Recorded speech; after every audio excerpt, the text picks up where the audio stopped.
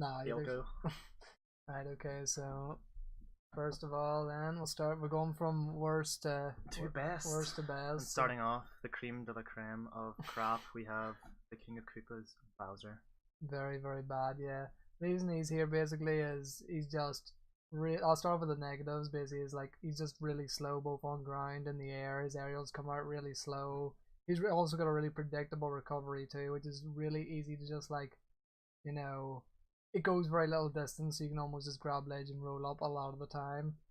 So yeah, that there and so they're the main things I really buy. Is a really short jump squat and all that too. So not only does he have slow aerials, but getting into the air also takes long, and he has a really bad wave dash because of that. And I'll let you go over the positives. I also do some of the niche things as well. So Bowser cannot flame cancel in 1.2, which is the normal standard version of melee. It's not that useful, but it helps his approach a little bit if it's 1.0 or 1.1. Another thing is, his down throw is weight dependent in NTSC, so that means Jigglypuff and Game & Watch, because they are too light, his down throw does not work. It does 0 damage and it just pops them up.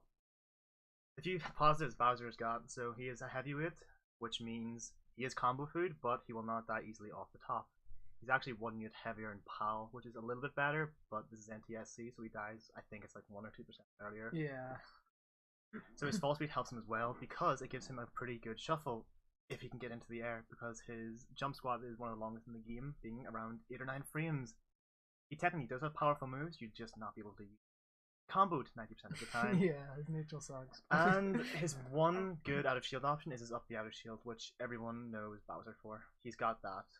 It's the best thing about the character. The only other good move is kind of like his like side B can be okay, because if you catch him maybe like in shield enough, and it is like pretty strong if you do the back throw version of it. But yeah, it's definitely his main thing that goes for him is up the outer shield. Like it's the hardest thing to deal with as Bowser, and it's still not even great.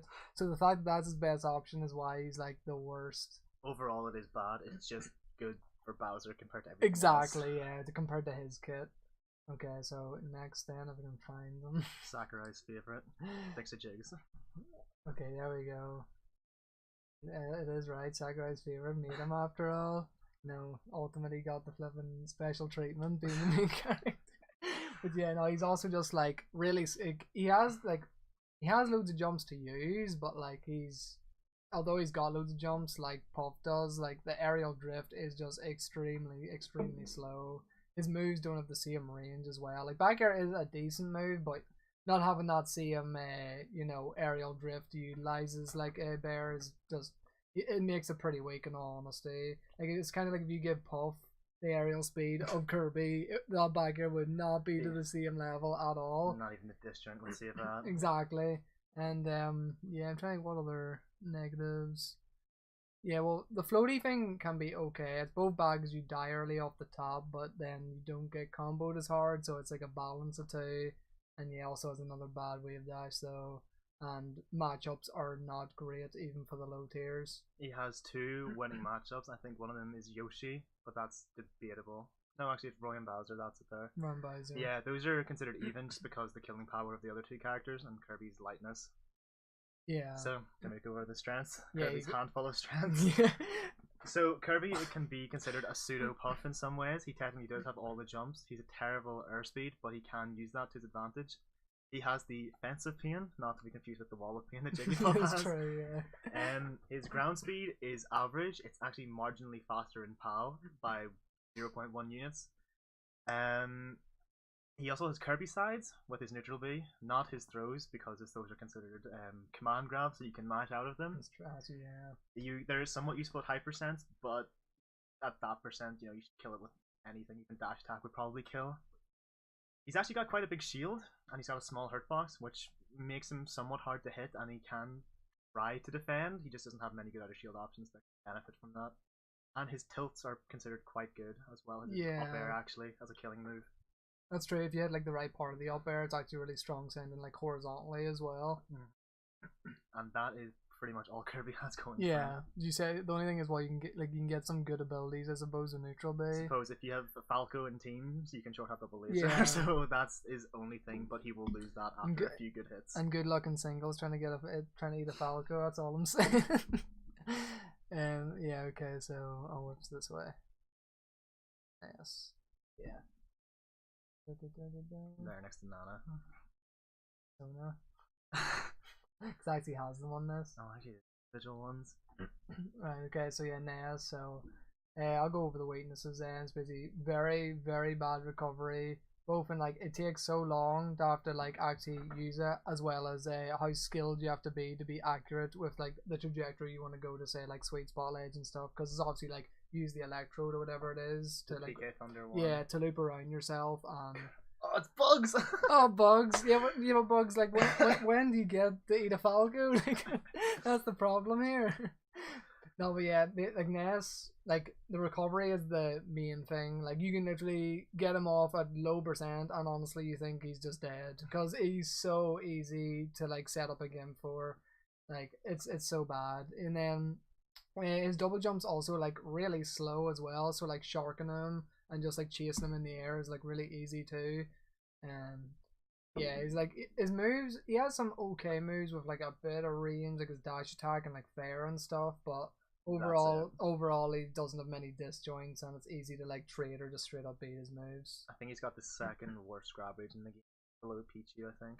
Okay, and that's yeah. with standing grab. I think his dash grab is slightly better, but it's Ness's limbs. He's got his little stumps. Yeah, so like, and yeah, obviously on top of all that, then he just has like loads of like really, really bad matchups, because there's obviously like most characters can like take advantage of like really bad recoveries, so like that's gonna really hurt him. And like in a game like Melee, it destroys him. Like, and then you go with the strength.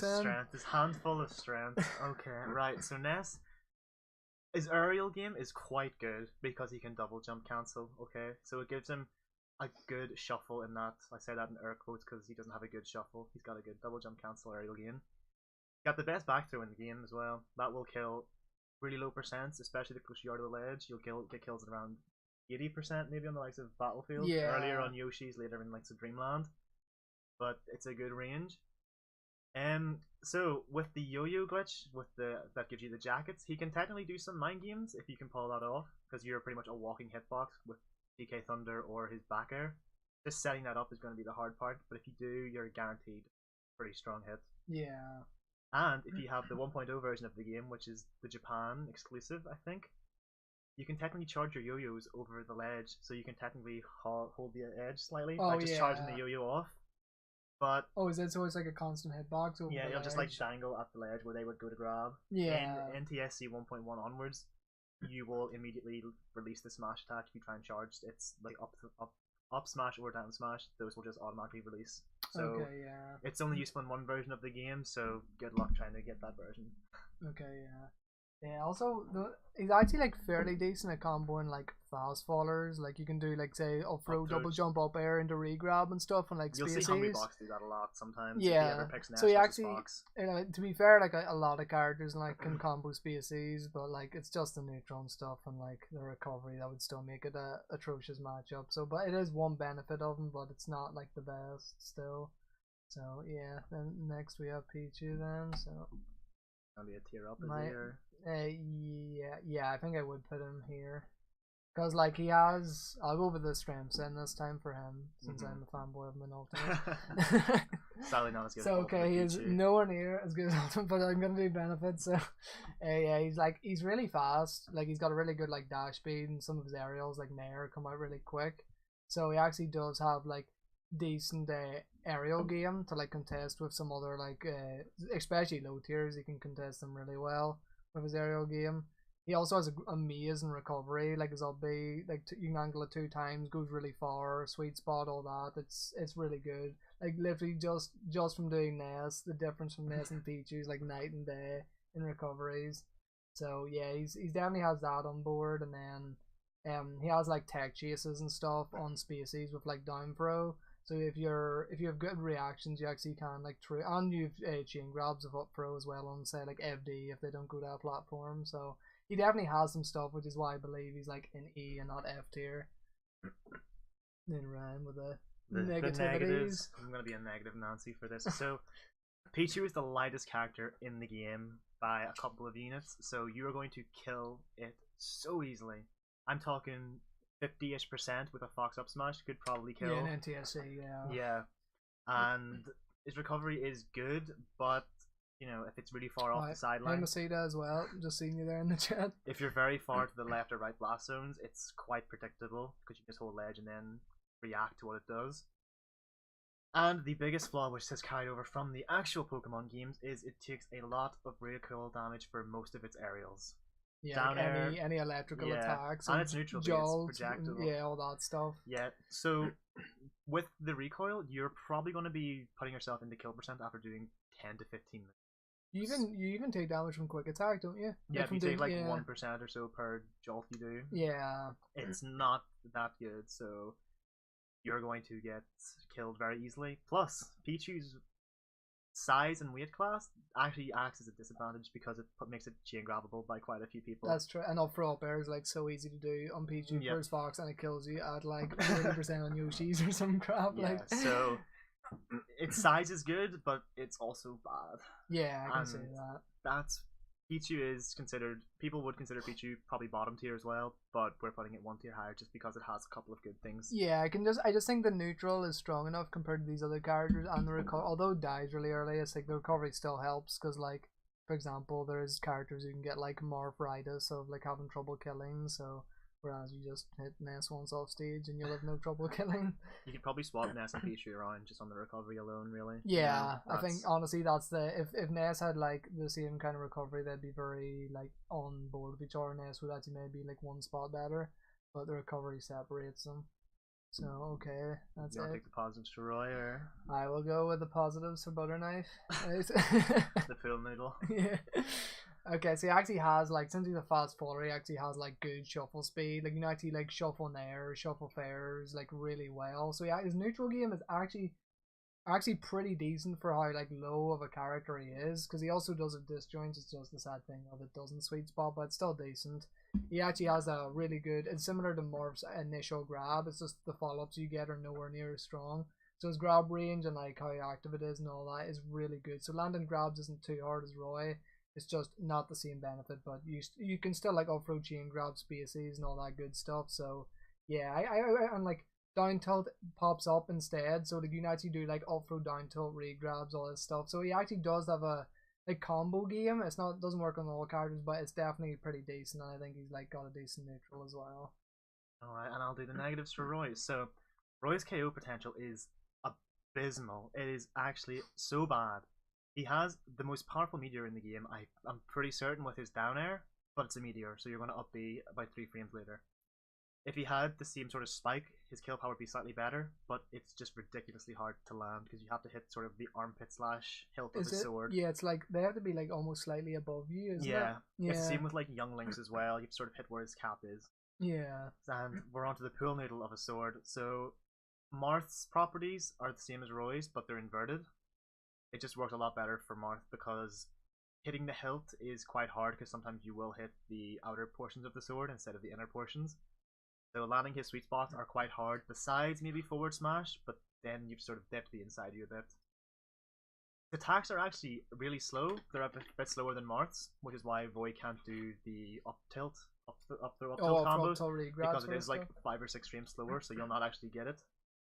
And his recovery, it can be angled slightly better than Marth's because it's more horizontal, but it's one of the worst recoveries in the game by quite a bit as well. Yeah, because it also like his fall speed as well with catering to being kind of bad as well. He falls like a rock. So you miss a DI, it's gonna be hard to recover, or you use your jump silly, it's gonna be hard to recover. You have to be smart with his recovery, and even when you are, it's not the best. Yeah, side B stalling is not really viable because of how quickly Roy falls. Yeah. And despite his fall speed, he's actually quite light. He's in like the 70s, I think, for his weight. Oh wow. So he will die quite easily off the top, and because he falls quickly, he will die off the bottom quite quick. So okay, yeah.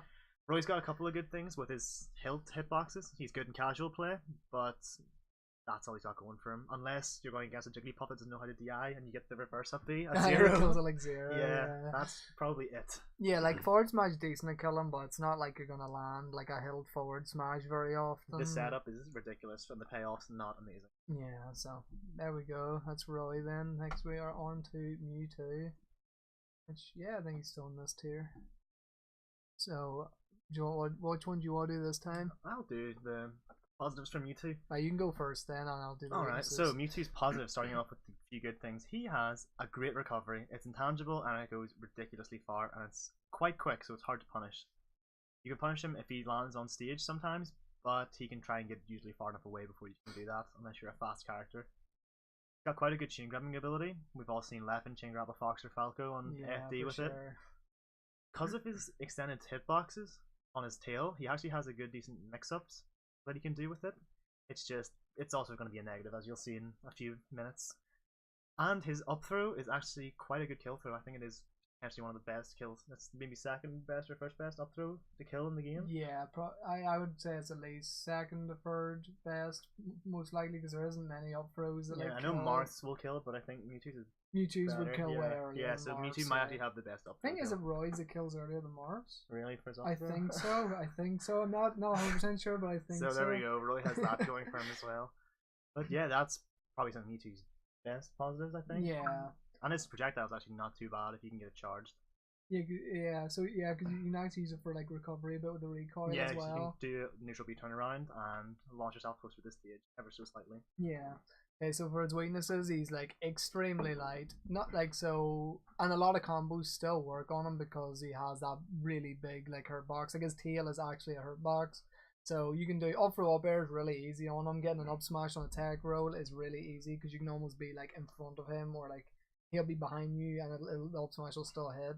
So like yeah, it makes him just that bit easier to hit, which is really bad for one of the lightest characters in the game.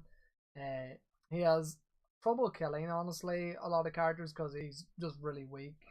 There is certain characters like species where you can gimp and stuff where it's not as bad, but for the most part, if you're versing like floaties, you're gonna have a really hard time killing. You have to hit maybe like a good fair on Puff or something, but it's not gonna be easy. And yeah, and then for positives, there's also you can double jump cancel. Oh yeah, he actually has. So you can do like double jump cancel fairs. Yeah, so you can do that into like up throw, do that into like a re-grab for like kind of the chain grab stuff. But yeah, he's just how light he is and all that stuff, how easy he is to hit just makes him like not very good, and he has trouble killing. If he didn't have the tail hitbox, he'd be somewhat comparable to Smash 4 Mewtwo in a way, but obviously nowhere near as strong. It's just it's not as bad. Yeah, he just needs honestly, like his combo game isn't the worst, but he would definitely need better options for killing if he wants to be like higher on the list. So yeah, that's Mewtwo then. So next we have Zelda. Which I'm trying to think, is Zelda like, would she be tier up above? Who's next on the list? Who do we have again? Game & Watch. No, I think we just put her in the same. I think we'll keep these in the same tier. Is that one? That's both. We'll just do Zelda. Okay, so I'll do the positives for this then. So yeah, her bear and fair are like a huge part of her neutral because like it actually has decent range because you have to hit like the tipper of the foot basically. So you can actually use it for like poking, and it has really good KO potential. Like kills light characters probably like 70% at the ledge, which is really strong for such a like low tier character. She can do like short hop double aerial, so she can basically get in a short hop. You can get like 2 aerials out in one short hop, so like you can do like spam fairs or bears. You can even do them retreating and all that stuff to make it hard to get in. And they obviously try to get in on a retreating aerial. They may go into your sweet spot and it kills early. So yeah, she has like decent priority on moves because she has like disjoints and like she has like shock like effect around her moves. So she has like some disjoint to her moves. So it can be like you don't even have to trade. Sometimes you just kind of win exchanges, especially like compared to other like low tiers.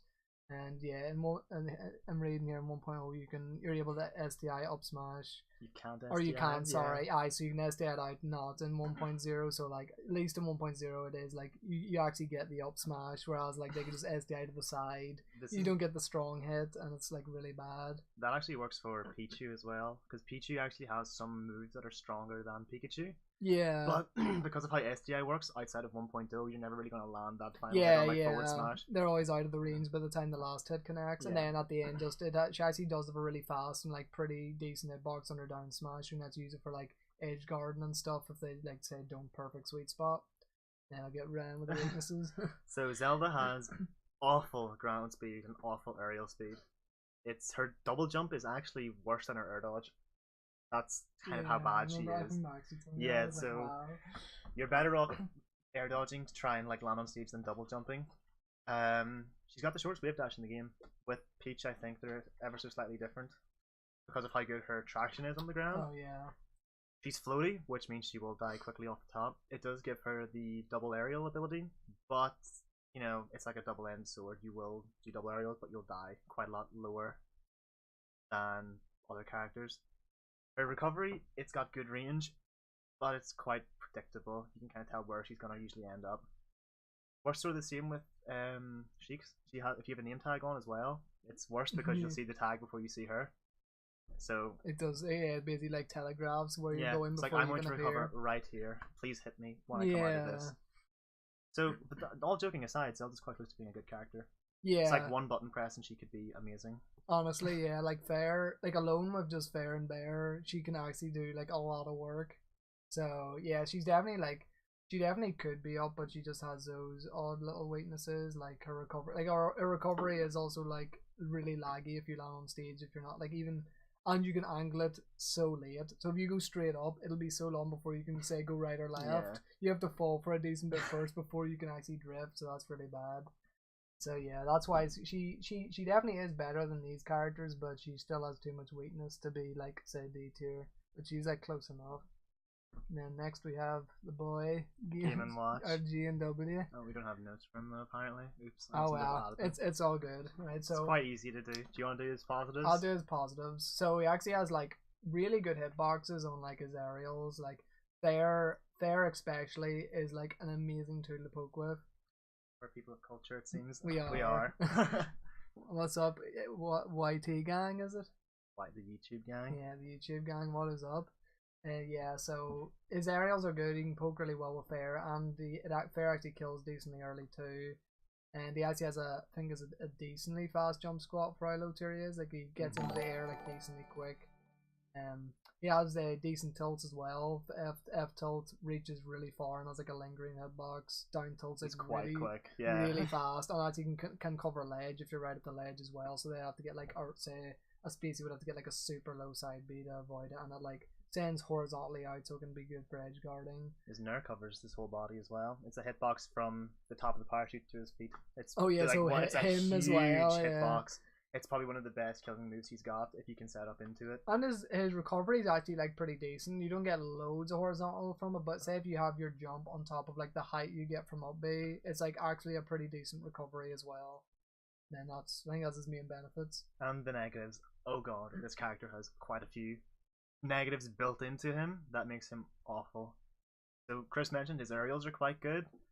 The two that he can L cancel are quite good, but the rest are pretty bad, and this is because they are classified as special moves in the game's coding.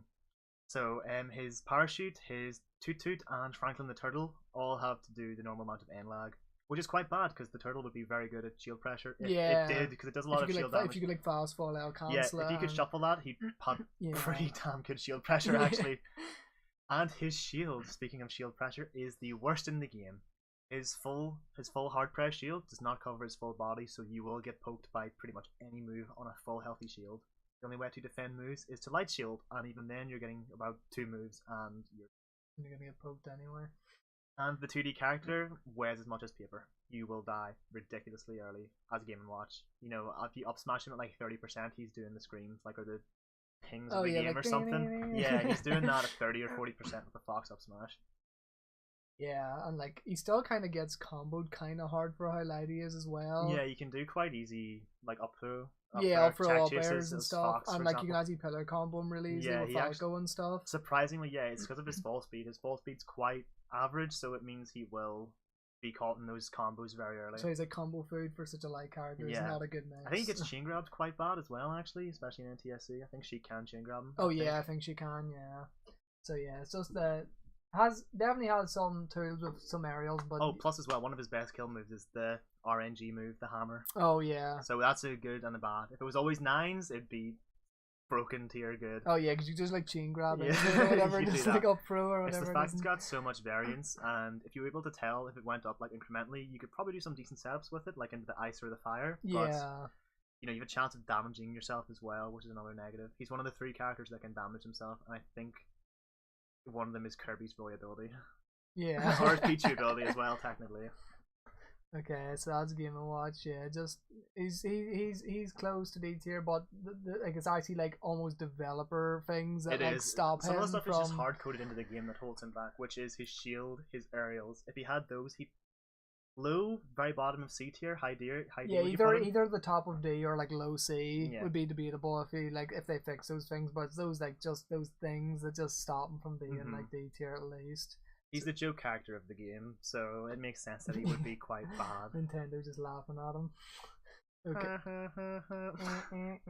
Okay, next we've got Link, which I'm thinking I'm gonna go D Top of tier. D, yeah. Yeah, we'll go D tier, so right, I'm gonna go with the positives so I think he's got like really good approaches because he has like projectiles to like basically make another way of like actually getting in. Like they have to worry about, say, you throw the boomerang in, you come in with the boomerang. Like, there's two things they have to worry about, and you can also force like jumps and stuff. So force them into situations that are, say, ideal for like your aerial hitboxes. Like you force a jump, you up air, continue sharking them, all that good stuff. So and his aerials have the disjoints needed to just straight up like beat moves because he obviously has the sword. It's not maybe as good as others, but it's still like pretty good disjoint, so you're not going to be trading a lot of the time with a combination of that and projectiles.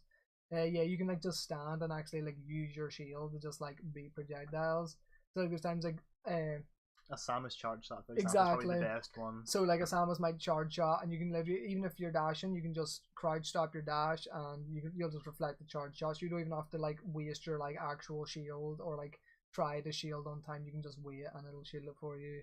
Has like decent edge guard potential as well, with like, albeit the ledge is really good and it sends them at like a super awkward angle if like you get the right hitbox of it, so that's super good. At least in NTSC, he's got the best semi spike in the game with like you can down throw up B at like decent percent, yeah, so that's a good kill. And setup. It kills super early because of that like semi spike angle. So yeah, he definitely has some stuff going for him. And his flaws. So Link doesn't have tremendous amount of flaws. It's just they're quite big, which leave him in this sort of low to mid tier sort of spot. So his recovery, it's a lot better than 64 because it lasts the whole way up, but it's still quite predictable and the hitbox isn't amazing. You can bomb jump, but you know if they see you're going to go for a bomb jump, they can just gimp you with any sort of projectile. They can either like wait at the ledge or literally just like cover intercept just, like, the go bomb into or the ledge anything. as well. Yeah. So because of his weight and his fall speed, he's probably one of the easiest characters to chain grab in the game. And he also can get sort of like weird shine by Fox. He's probably the easiest character I think people have said to wave that. Like, it's shine, like super easy to do like the infinite on of. You can just like go past him, wave shine, jump shine, turn around, and I think as well he doesn't get on his boomerang. He doesn't get a lot of control over it. It's not as good as like Young Link, who can control the boomerang the best. But that's as well. His projectiles, you know, they take a long time to draw, and they're not amazing. You can get some good setups like bomb into down air and stuff like that, but they're not tremendously good as far as some of the projectiles go in this game, such as turnips and lasers.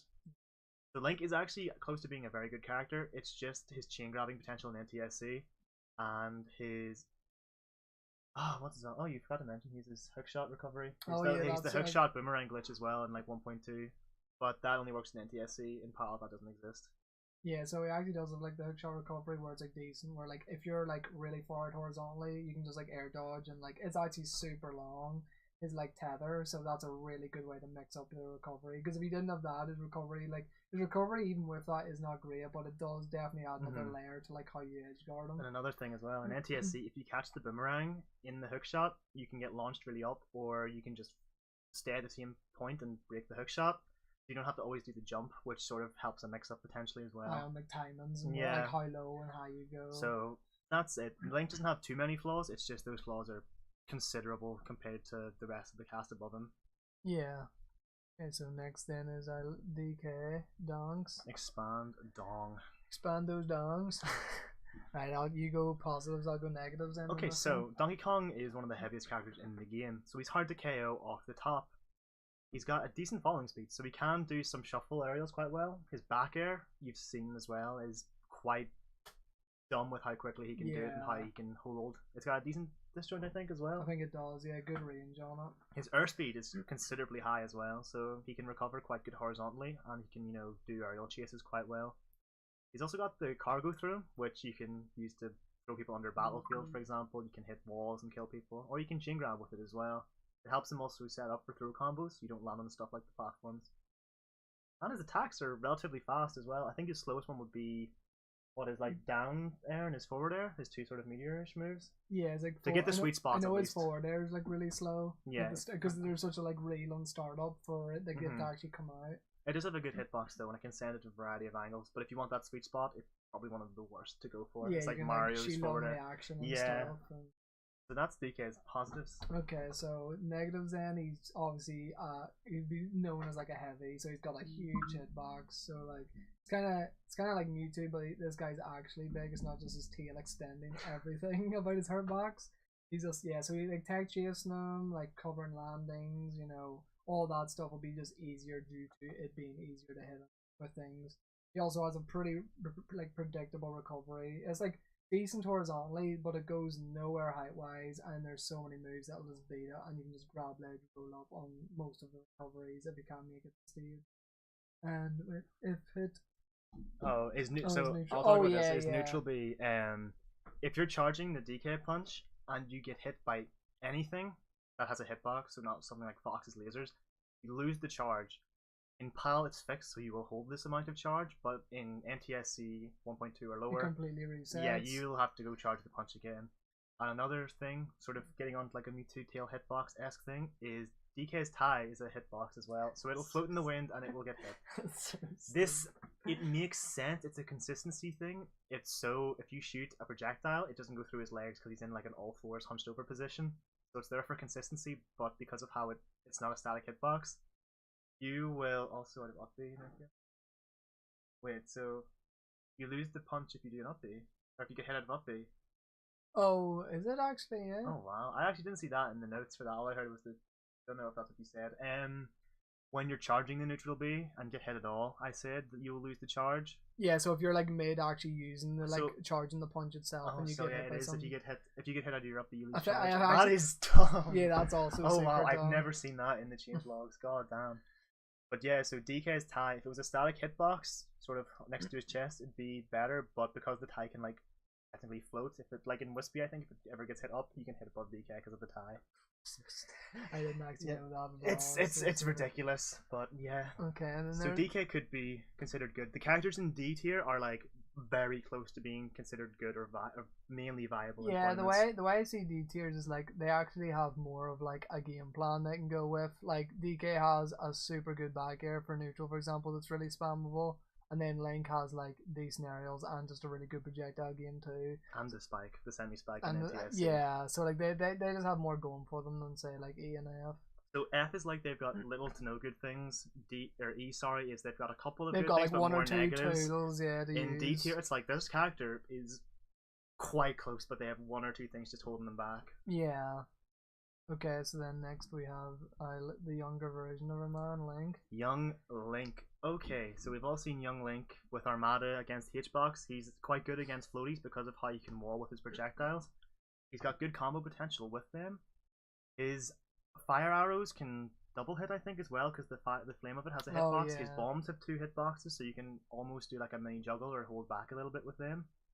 He's got a good approach due to his low lag aerials as well. Like his Nair is quite quick, and you can do shield pressure with his aerials and his and like say retreating with it and stuff as well. You have a lot of mix up with his Nair. He's one of the few characters, the 3 characters in the game that can do wall jump back air and sort of retain height. So you can like wall at the ledge to stall his recovery out a little bit. The only other 2 are Falcon and Falco. He's one of the few characters that can wall jump. That's actually quite a good positive. You can only do that on 3 stages technically. You can do it on Battlefield if you get to the middle part and constantly wall jump to stall, but that's illegal because it's stalling. So yeah, his wall jump is a good thing for his recovery. He's got a decent wave dash. Yeah, he does. He's actually got quite a decent his like wave jump dash. squad isn't too bad. Yeah, and his shuffles are quite fast, especially if you merge in the aerial projectile game with like bombs, for example. You can keep someone in shield quite a long time because the bomb will bounce off the shield once or twice before it explodes. Yeah. Okay, so then disadvantages. Although he still has those like mix-ups of recovery, like being able to wall jump and stuff, it's still like his hook shot is like actually less in length than regular length. It's so like a third to half. It's in between that percentage. So like you have to be like decently close before you even have the mix-up to do the tether recovery. So and like, if you're too close, it'll fail. And you'll yeah, go into free fall it's the same with like Samus's yeah. tether and all that. It's like you'll just like go into like free fall, you're dead. But yeah, it's like And then his up B goes a bit further than Link's, but still, like, if he's gonna make stage, you can stop his back air on reaction from ledge, or you can let him go on stage if you want and just get like a free smash or a free back air off because he has lag on it. So yeah, his recovery still isn't great, just has a few more mix-ups. He definitely has a hard time killing. He's fast but weak, so he has like a decent combo game, but he can build damage, but getting the kill is a different story. Like he does like projectiles into combos, but doesn't really find the kill until you get like maybe a 160 kills on Fox and with an air, for example, and that's one of his stronger aerials. Exactly, yeah. His down air has a spike as well. I think it's actually classified as a spike. No, it is a meteor. It is a meteor.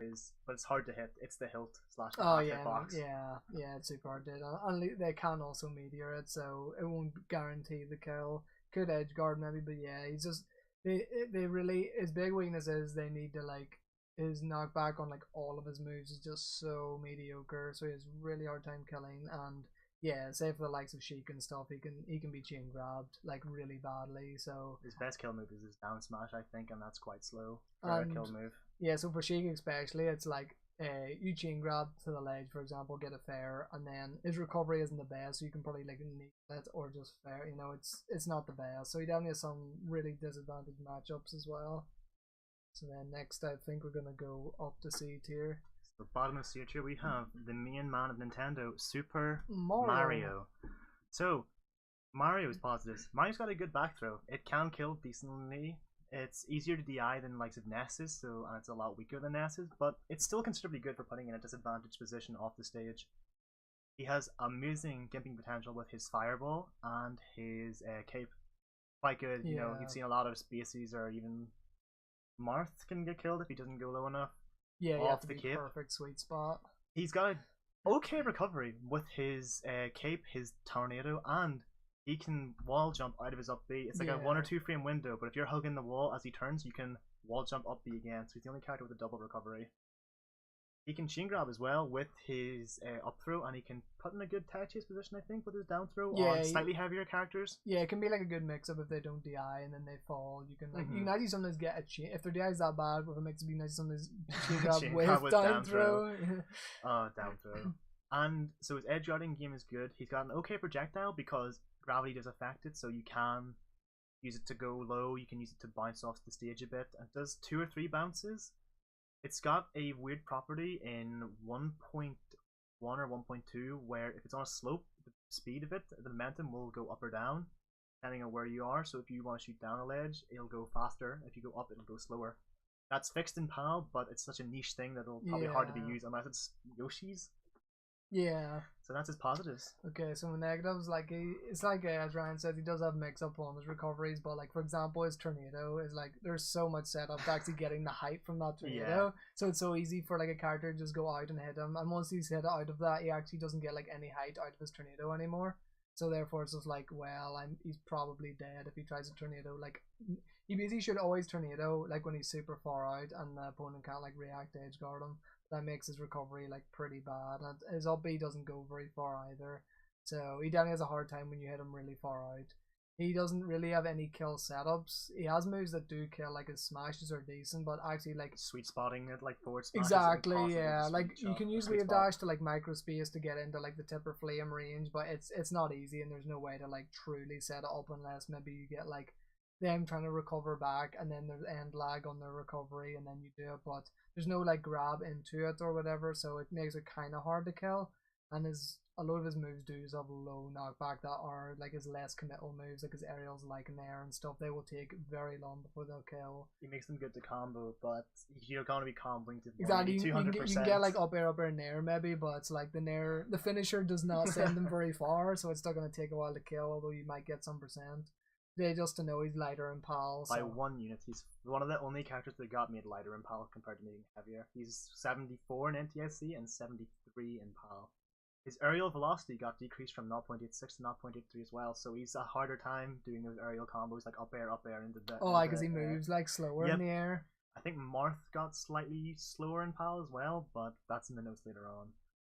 And then just the fireball speed not affected by like grind angles? Yeah, so that's what I was saying. You know, as a positive, you can do that, but it's such a niche thing that Yeah. It's not going to be useful except in the likes of Yoshi's story. Yeah, it's not going to be like, okay, this is the defining. Mario is now the top tier, yeah. Like... So Mario, he's good. It's just his kill power and his slightly predictable recovery. You know, if the wall jump thing was like Project M, for example, where you know it's as soon as you touch the wall, you can do it anywhere in your uppy as long as you're beside the wall. It's literally 1 or 2 frames as he turns. Yeah. So that's what holds Mario There's back. Mario, and then he's got a PhD this time, but he's back. It's Dr. Mario. So, Dr. Mario, do you want me to cover the positives? You can do positives. So, Dr. Mario, oops, I'm going to center that again. Dr. Mario has a better fare. Mario's fare it's a really flashy looking meteor, but it is crap. Dr. Mario's, on the other hand, is amazing. It sends you upwards, which gives him good advantages and good kill combos. He can do down throw fair. It's a good thing for Puff. It makes the Puff matchup slightly in like Dr. Mario's floaties, like Peach and stuff as yeah. well. It's like really good. That's you know, if you're a Mario main, you go for Doc in these matchups without a question. I think even the Ices as well because of how quickly they'll die. Yeah, honestly, I think there's very few matchups you'd go to Mario instead of. I think his pills potentially do 1% more. I think so. I know in Project M it does for against Ness, which is a very weird thing to know. Yeah, I know that. But I think Doc it's his projectiles do 8 compared to 7. It's gonna be something like that. His reverse sex kick, his properties are inverted, so his sex kick gets stronger the longer it's out. So you want to actually do fairs or nairs really early, because why go early unless you're doing shuffle pressure? Yeah. Speaking of his shuffle, he's got good shuffle pressure as well because of stuff like that. You know, if they try and drop shield against your nair late, they're gonna go flying. The pills are actually quite good as well. They're the exact same as the fireball, except they might do 1% extra. And he's got a good aerial game and wave dash, similar to Mario in that regard. So he's like Mario with slightly better killing power. Yeah, which is honestly one of the big things Mario needed. So like, you know, honestly Doc could be maybe even higher, like looking back on it, because I honestly think like looking at Mario, it's like you need kill power. Yeah. Like that is what Mario needs. That's really good. You could potentially have Doc maybe top of C tier versus Mario bottom of C tier, but Doc could be anywhere in this tier as long as it's above Mario because he's definitely better. Yeah. I think his aerial speed is always so the same in PAL, so it's the 0.86 versus Mario's 0.83, so it's, you know, he's marginally better. He's got those like tiny little, you know, refined edges. Yeah, there's very few things that would make Mario better than Doc, whereas Doc definitely has that advantage. The one big thing for Doc is going to be in the negatives here. It's the top point.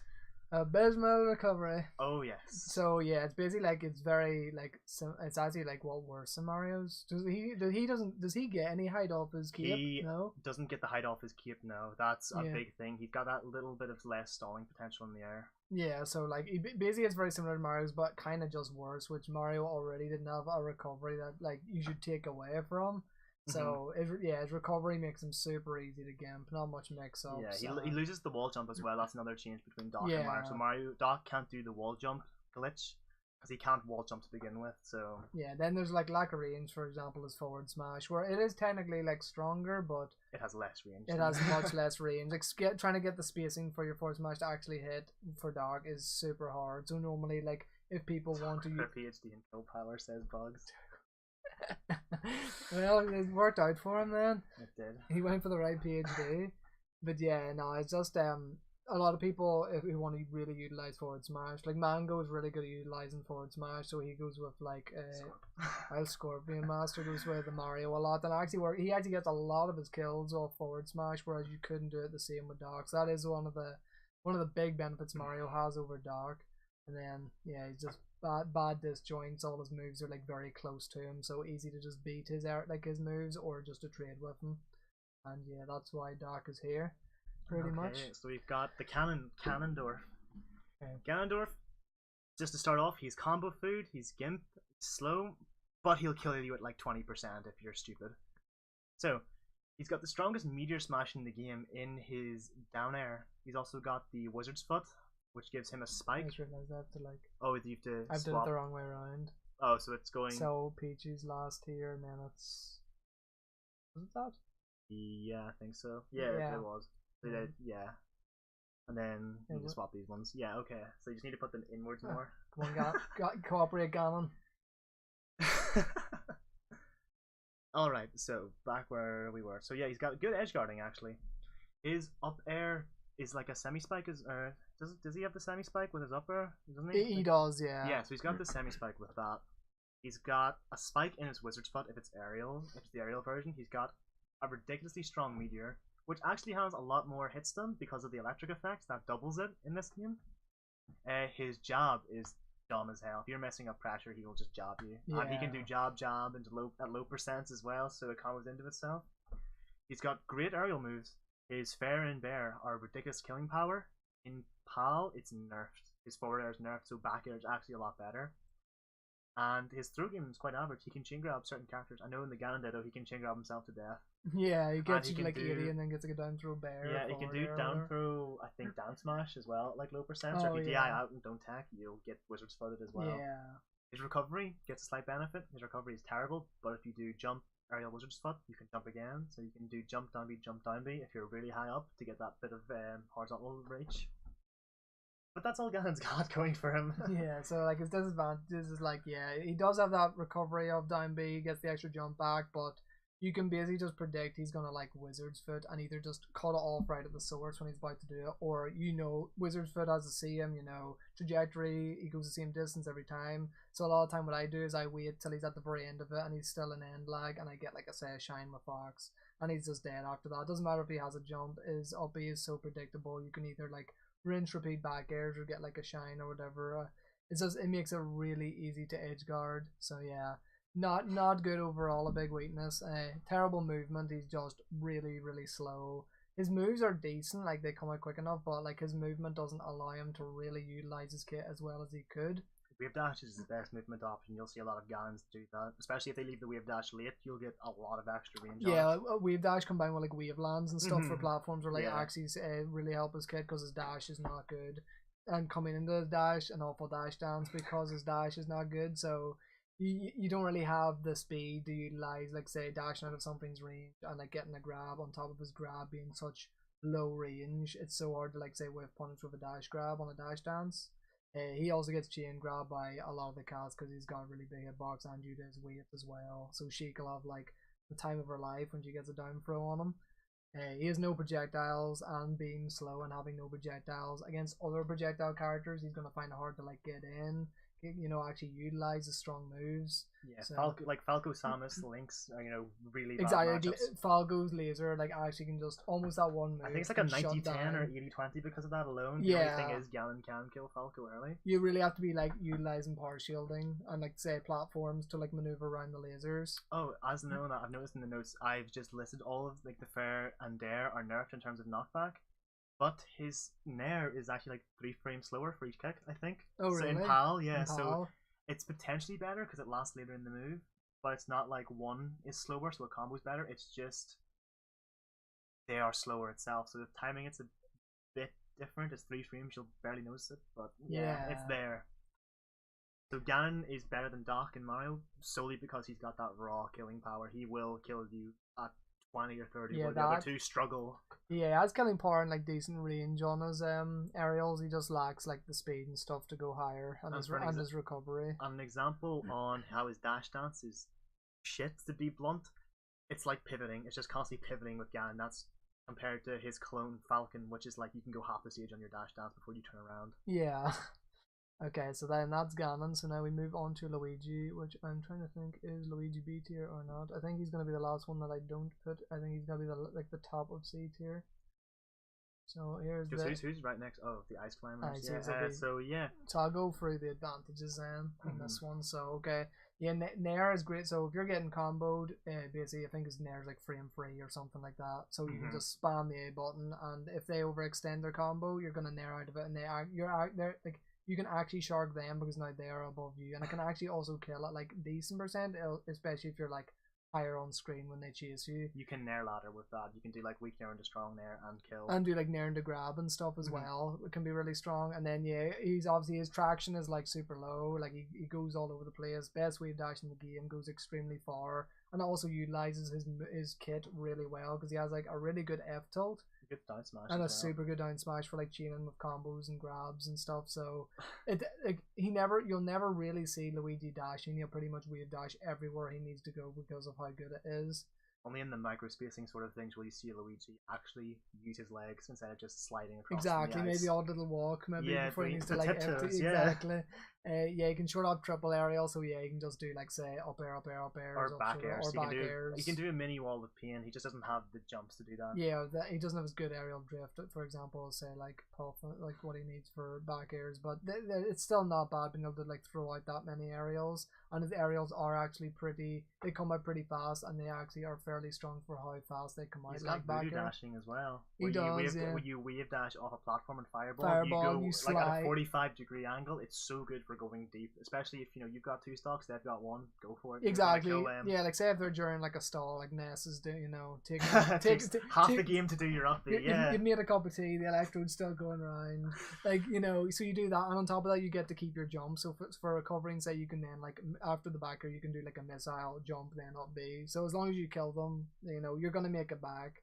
So yeah, it can be good to cover like low recovery options, and then overall he just has like low lag on a lot of his stuff. Like even on his tilts, he has like a lot like little end lag on his aerials. He has like little end lag, which is why you can spam so many of them as well. So that'll be Ryan with the disadvantages. The negatives. Okay, so you mentioned his forward tilt being good. If you do an angled up, high up forward tilt, it has no knockback. Yeah, actually. Yeah, that's how. That's what you do. You always go down, or you do like straight ahead for that extra bit of range. So his forward tilt is god awful if you ever angled up. You're going just. I just seen Bugs' comment of Nails back through his definition. I see mine there. I did see, yeah. So he's got per aerial mobility.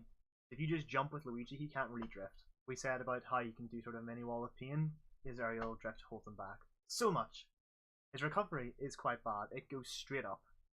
Easy to gimp.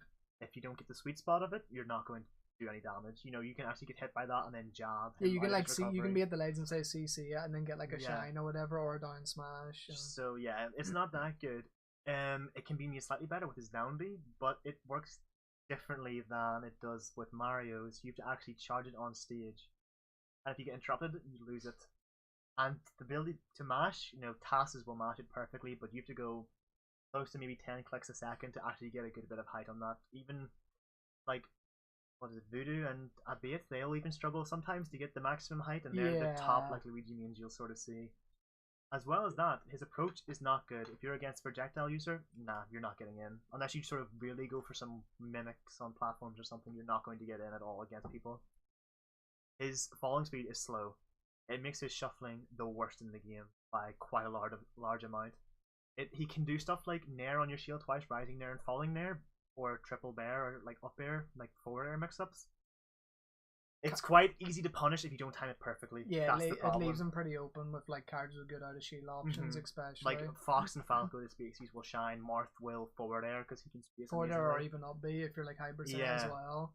So Luigi's good. He's got some really good things going for him. Like he's got good killing power, good combo potential. It's just his shield pressure is bad. His approach. If he had a better approach, he would definitely be in like the middle of B tier at least or something. Yeah. Okay, so there we go. There's our C tier Alster. Next we've got our B tier, starting with ICs, which is where's both of them are. So the ice grabbers. Right, we'll let you do the advances this time. Okay, so the ice climbers are quite floaty, which gives them good combo potential in the air.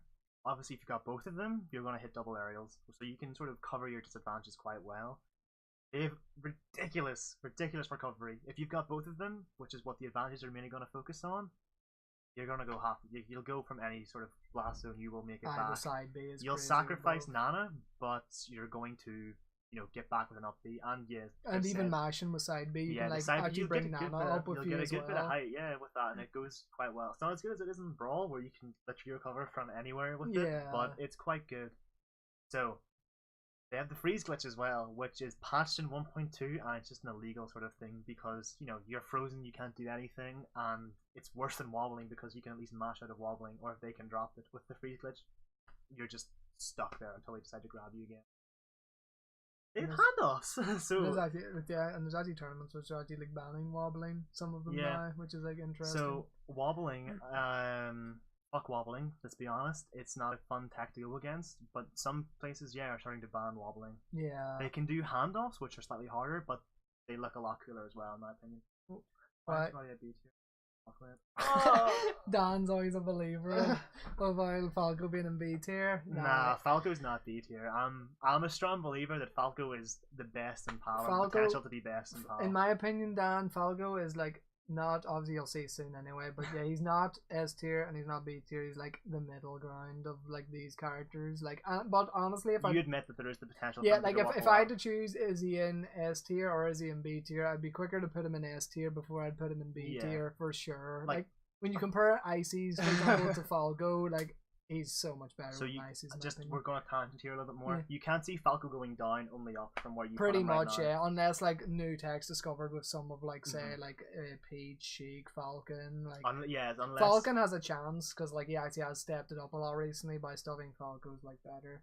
Yeah. So back to the ice climbers, they can do handoffs, which are a bit flashier, and you can sort of obviously walk them across the stage to get them off the ledge, for example, which will replace wobbling if wobbling does get banned everywhere, which I could probably see. Ices with no wobbling, I'd agree. Yeah, everyone would probably agree with that unless your wobbles are an icy main. Do you mean if? Well, I still think even with wobbling, Falco's definitely better.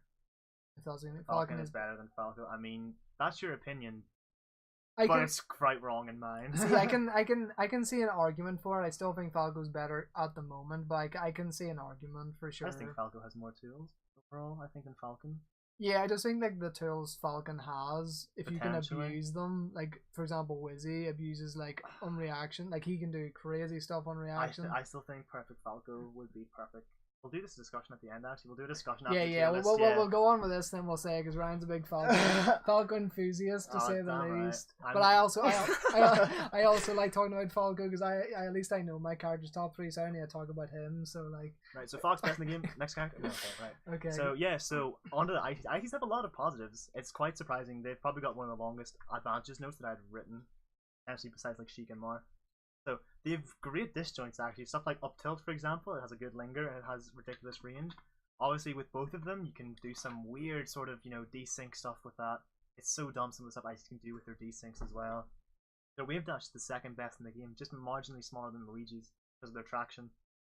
And their kill power, even with Sopo or Sona, if you're doing some like with the Star KO, they have ridiculous kill power actually. It's marginally close to being ridiculously strong because you'll see like 40-50% with a forward smash, you'll get knocked halfway across the stage with that. It's quite strong, and with both of them you're going flying. Yeah, if you double hit smashes, like the knockback is really powerful. like double hit down smash. Yeah, you're gonna get killed at the ledge. You miss DI or you DI well, you can still die. Like this sells for an edge guard. So and the disadvantages are small, but yeah, there's a couple. So, like for example, the Nana AI is actually like worse than like it's brain dead. Than the worst Ireland player, for example. Close, man. so yeah, the AI is so bad. Like it had its moments. You've seen in tournaments it does some really dumb stuff. Like, but it's, for example, if it's like if it's close enough to ledge, it'll always pretty much do the same jump to ledge, so you can know, oh, I'm gonna catch his jump, gets gimped, then that means Sopo is obviously drops so much tiers from like being able to do those handoffs, wobbling, all the grab stuff. Yeah, so it's like, let's see, where is it's kind of like you could put Sopo here or like here without. Yeah, right enough. Yeah, Sopo would probably be probably like there. Yeah, because Sopo still has like the wave dash and stuff and the kill power, but it's without the two of them, you're actually dropping like 7 or 8 characters. So yeah, you're literally dropping about 3 tiers literally if you like lose Nana, and Nana is not the easiest girl to keep around. So she's a hoe, she goes everywhere with every guy, So yeah, it makes it difficult, and yeah, the aerial game isn't honestly that strong because their jump isn't the best. Like their jump's pretty low, so like up air can be decent for sharking and so on, but for the most part they're very grounded because they have the wave dash to like utilize their grounded kit, so they'll want to stay grounded a lot more than aerial because of their per air game. They have if Nana's dead, the recovery is like beyond terrible.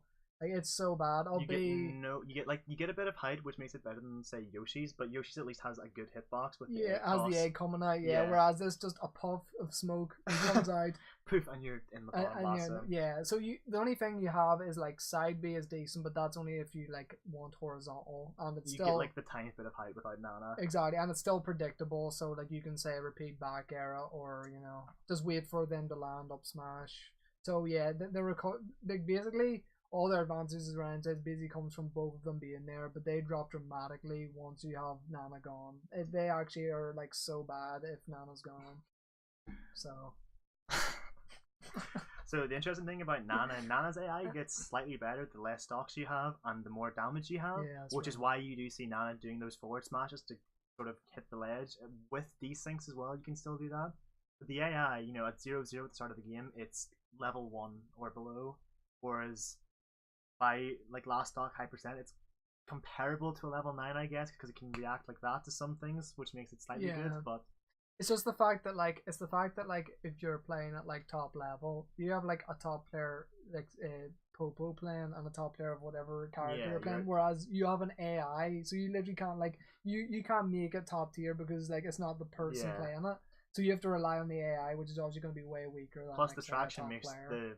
the Nana die quite easily. One shine will split them two across the stage with Fox, for example, and bye Nana in 2 moves pretty much. Yeah. With like Falco, you can do shine bear and then bear her out. Yeah, or else you can sometimes even get like shine up B and kill her off the top. And that's which is near really 0 strong. as well because of how floaty they are. Exactly, and like Nana's AI is always terrible. So getting she those, will like, DI straight up. Exactly, so B actually kills very early, even on the likes of even Battlefield. Like it doesn't even have to be Yoshi's; it's still gonna kill like fairly early. You say on even. The one thing that probably is holding them is the ability to wobble right now. I wouldn't see them go lower without wobbling because I feel like the people who will just learn handoffs like that because the frame window is quite big. Yeah. It's not brawl quick, but I would see maybe if you lose wobbling for a while, would you say drop them into C tier?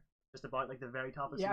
I would need to see how people utilize them when wobbling's fully gone because it definitely does make their punish game a lot less brain dead, and because that means they have to work a lot harder for their punishes. It's like, a lot more committal. You can't like you can try consistent handoffs, but in tournament, people are always going to mess handoffs up more than they are wobbling because wobbling is like literally you can't get a much easier punish game than wobbling. So therefore, it's not going to be as consistent. They just pull out their metronome and just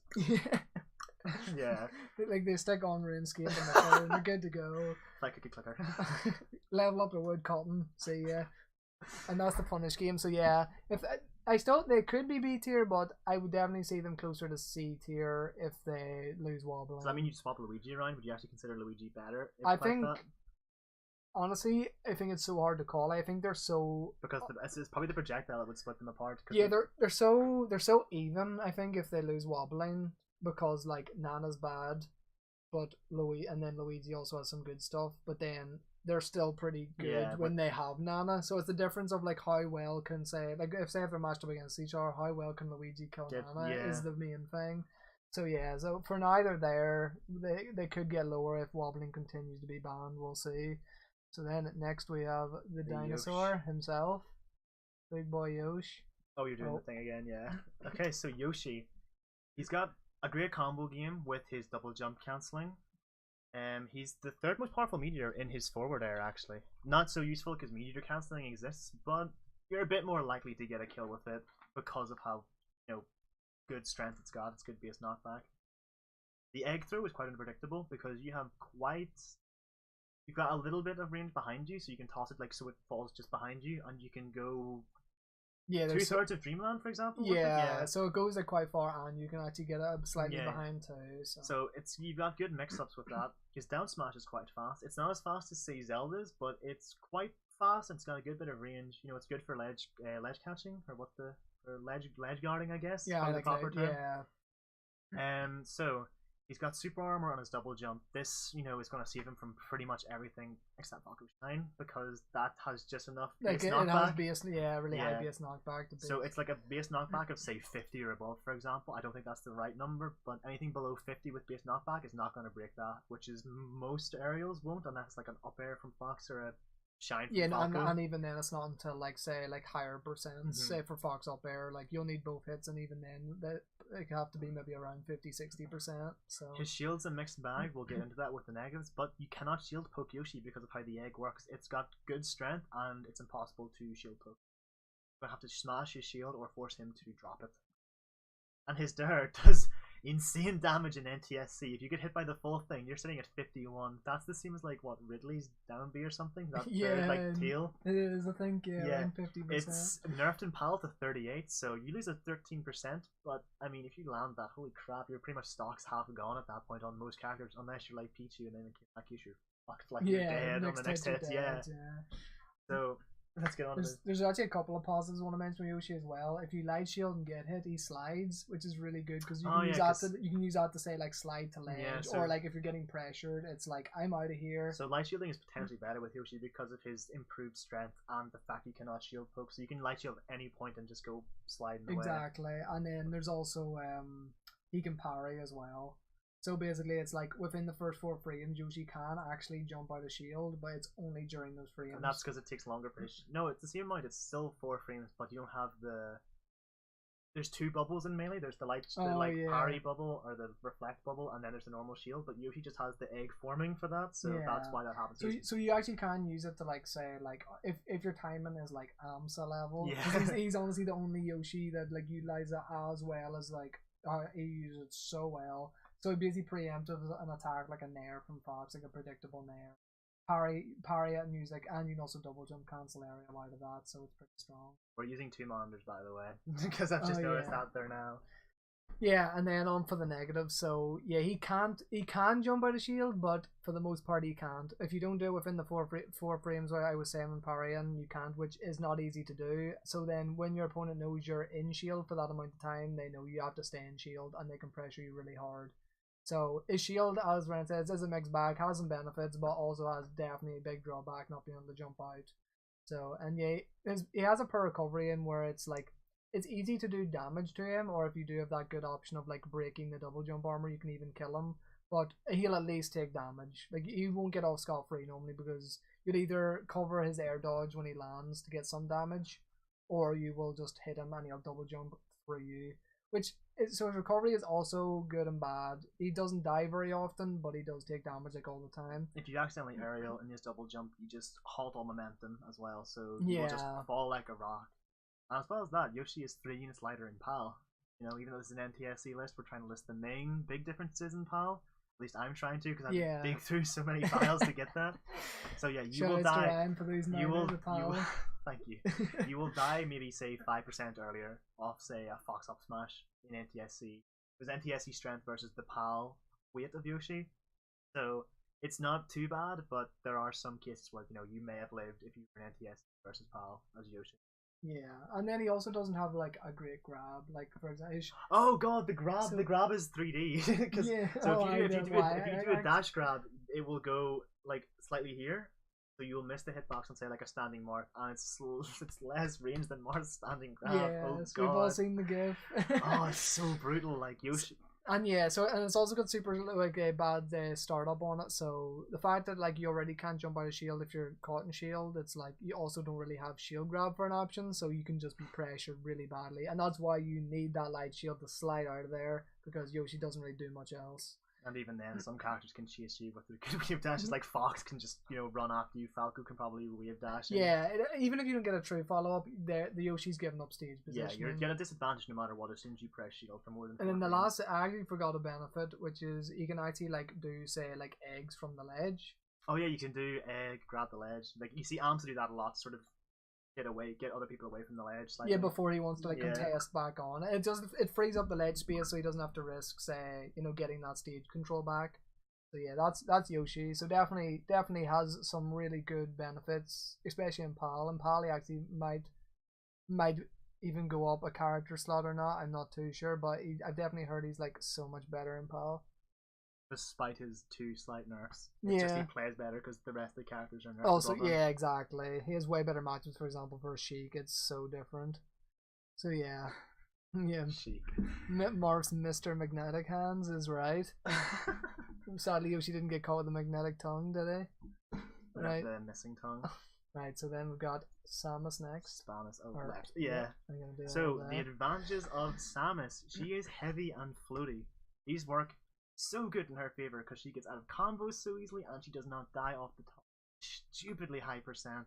That suit of armor is doing its work. She's also got quite good projectiles with the two different types of missiles plus her neutral bead. The neutral bead charge shot, his hitbox is tiny, but it will kill at low percents, and you can set up quite easily into it, unless you're huge. Nice shot. Shots fired. Oh, it is. Well, they miss anyway. So, amazing recovery as well. If you get caught in that, it's really hard to DI out of. And you cannot DI out of it in 1.0 because of the hit stun properties with moves that do less than 1%. Wow. Yeah. She's got the super wave dash as well, which helps her, get across the stage even quicker than Luigi can. And she's got the extended grapple and I think the homing grapple. She loses both of those in PAL, but I think she does have it in NTSC. yeah, she does have it in she NTSC. does, yeah. So you just have to do like what's up and down. It's on up the and down on the D-pad. D-pad, Yeah, and then that'll like initiate the like extend like. I don't know how the homing one works, but I know that's how you do the super the extender, one. yeah. The homing one, I've seen some people utilize that in Pokemon Stadium with some of the weird transformations where people hide in the pit and just do that. like, Yeah, yeah. So you can do that. Her crouch canceling game is wow, especially against Fox and Falco. She's gonna be crouch canceling to like what 50-60%. Yeah, in a lot of if cases. you basically don't have like a multi-hit move to contest her CC, her CC is one of the best, if not best, in the game. Because she got a CC down slashy. Yeah, which sends you in a perfect angle to start up an edge guard with your projectiles and stuff. Similar to Link as well, out of the grapple onto the grapple into the wall, you can bomb jump out of that, which can stall your recovery a lot more instead of having to do the hop out of it.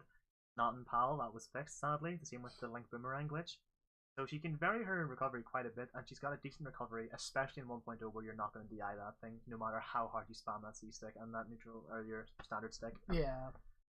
Okay, so that's the disadvantages then we're on. That is now to the disadvantages. So yeah, same idea as Yoshi, really low, like really startup heavy grab, so it takes really long to come out. As well as that, I'm going to go back, I've missed one. If you do the extended grapple, it has the same amount of end lag, regardless of the length it is. So standard grab. You may as well try and learn the extended grab if you're NTSC silence, because there's no disadvantage to doing it unless, I don't know, you just missed the grab, so then you're going to have to go through that long waiting time.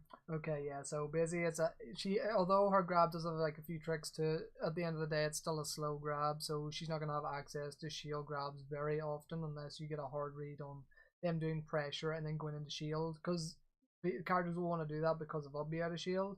So grab has use, but it's not easy to use, and it is very laggy. Situational. Yeah, it's more used as a mind game than to actually like just get it as a whiff punish or a punish at all.